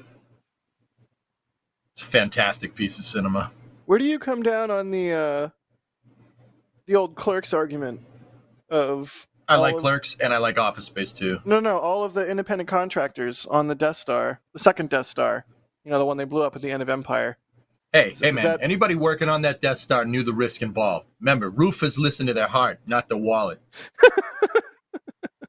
Nice. Do we just have to do a Clerks reference every episode of the Flame Trench? You think the average stormtrooper knows how to install a toilet main? All they know is killing in white uniforms. I love that movie, man. Yeah, it's classic. I'm trying to think what my third is. Number 1 for sure is Blazing Saddles. Oh, good man. Also because I got to see the movie in a giant theater in New Jersey, followed by a Q&A with Mel Brooks afterwards. Flex. I knew the flex was coming. I was waiting for the flex. My cousin There's no Vinny. flexing on this episode. What's up with that?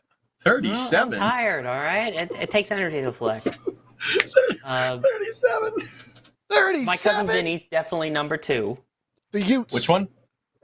The 2 what? Oh, dude, good call. Good call. Sawyer, I knew I liked you. That's one. That is up there, I'm trying to think what the third one would be, though.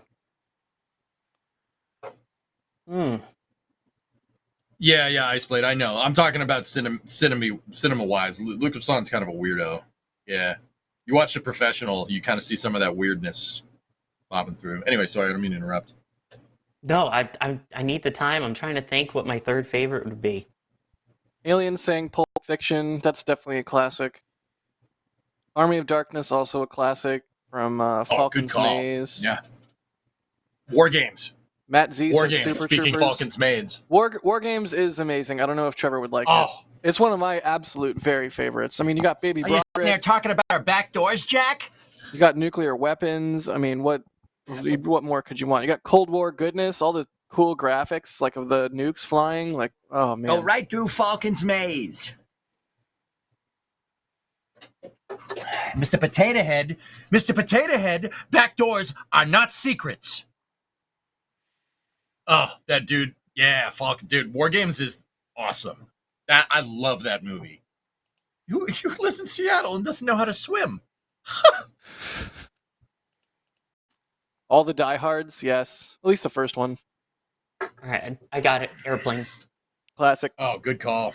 Oh, Which is one of those where it's a comedy, but it's played so straight. We should make... Well, see, Trevor will hate it because of that. We should make him watch Real Genius. That's a good flick. With Baby Kilmer. Baby Kilmer. And that one guy who never acted in anything ever again. Wait, has Trevor seen Top Gun? First or second? Trevor just bailed on us. He didn't even say anything. He just left. Yeah, that's all right. His camera's still live. Trevor! I'm gonna FaceTime him. Holy Grail, that's up there. Heat. Oh, on Twitch chat, Heat. Hell yeah, dude. Heat's amazing. Heat is amazing. One of my viewers, top 3 for you is Gladiator, The Matrix, and Shawshank Redemption. Yeah. Shawshank slaps. Also, fun fact, written by Stephen King. Andy Dufresne came to Shawshank in the summer of 1947 for greasing his wife and the fella she was banging. All right, I'm FaceTiming Trevor. 3 miles. Trevor, why did you bail on us? The Goonies, yes. You were cutting your toenails? What? That's that's disgusting. Why did you need to cut your toenails right now?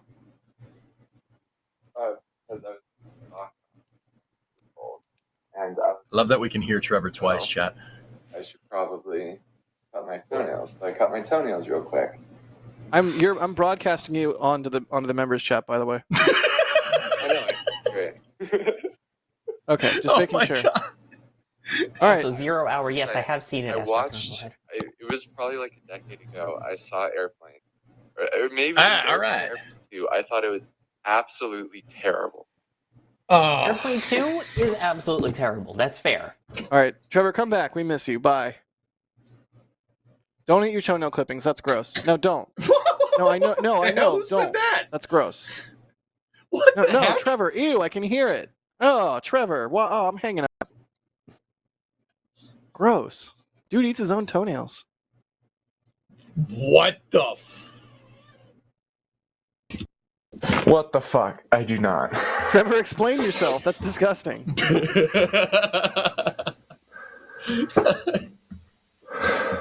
It's gross, dude. Who does that? Oh my god.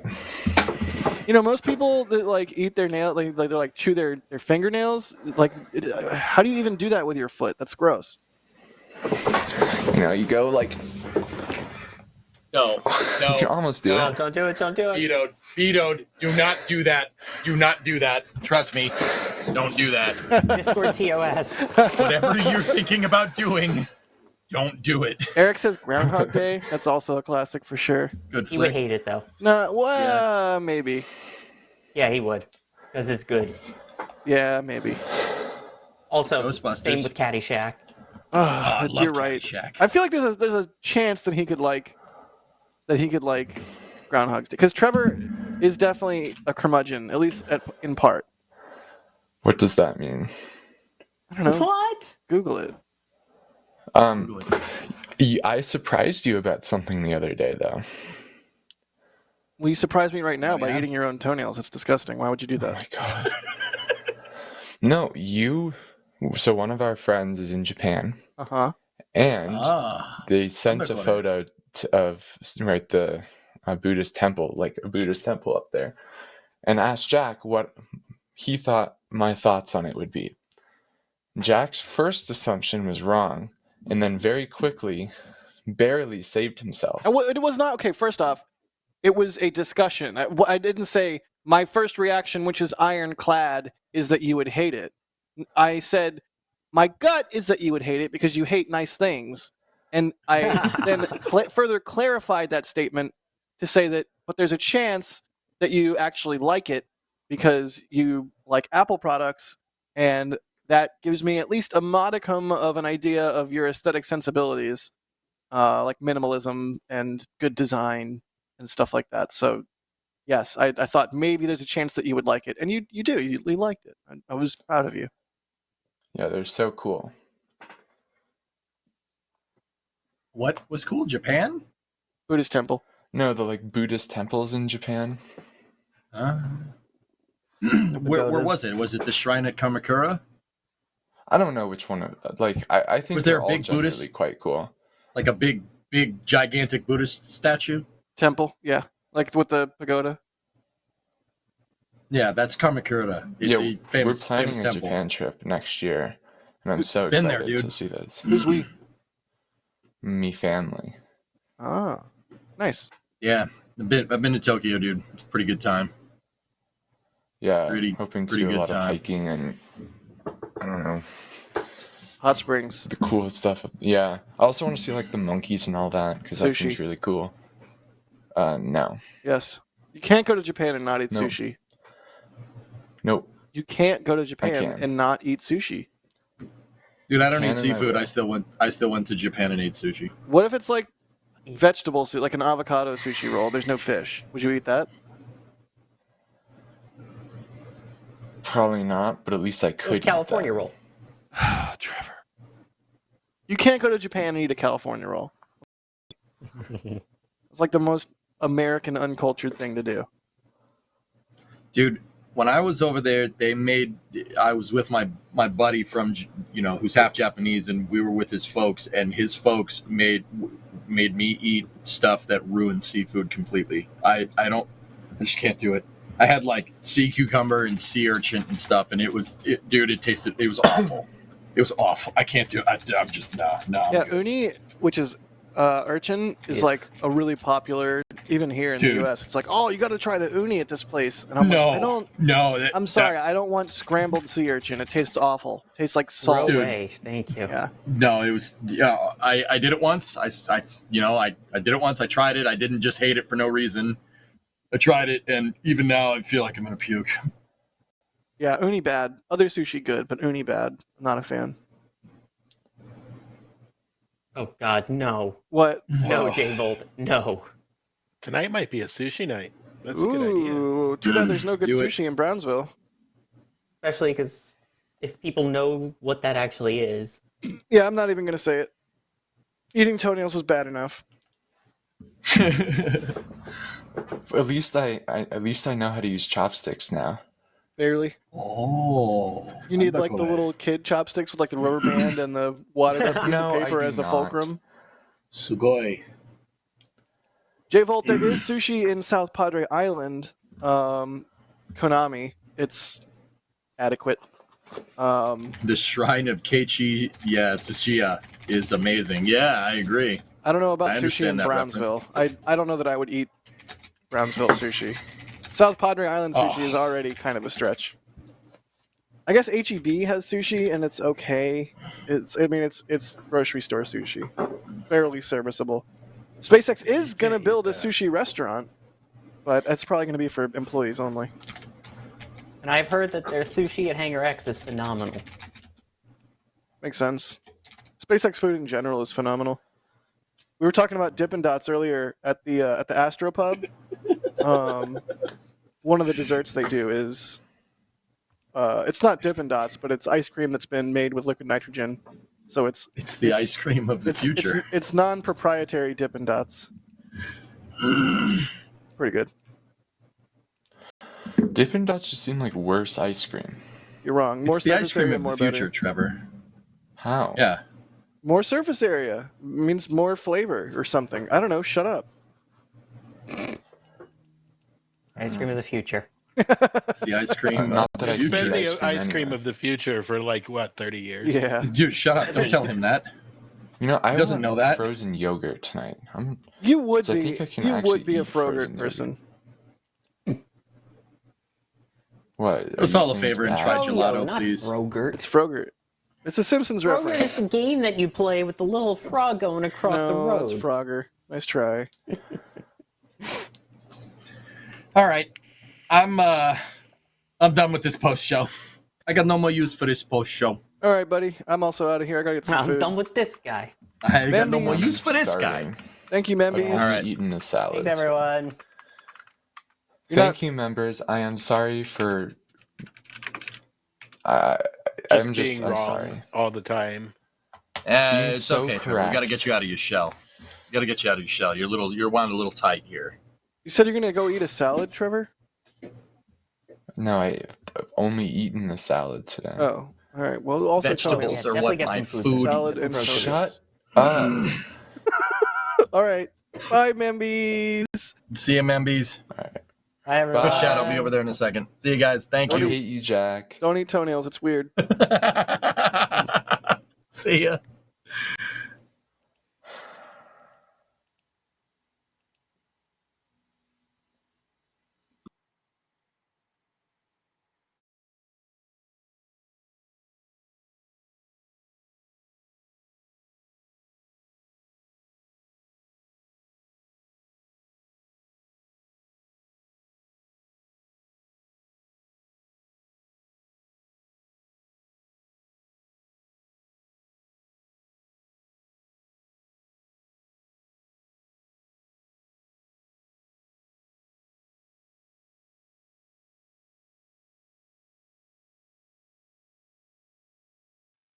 Okay, I'm here. Yeah, that was fun. Let me get over here real quick and then Hello. That was a fun NSF Live. I hope you guys enjoy it. I hope you guys enjoyed it. So I got the in-laws here. So I'm gonna call it a little bit on the earlier side tonight. Trevor looked like he was about to kill you in the end. It's all right. It's okay. That's okay. You can throw down. It's good. So, yeah, guys, I'll see you guys all on Monday. We'll continue with Fallout, and yeah, we'll go from there. I'm surprised you didn't recommend Spaceballs. Sawyer did. I didn't need to do that. I didn't need to do that at all.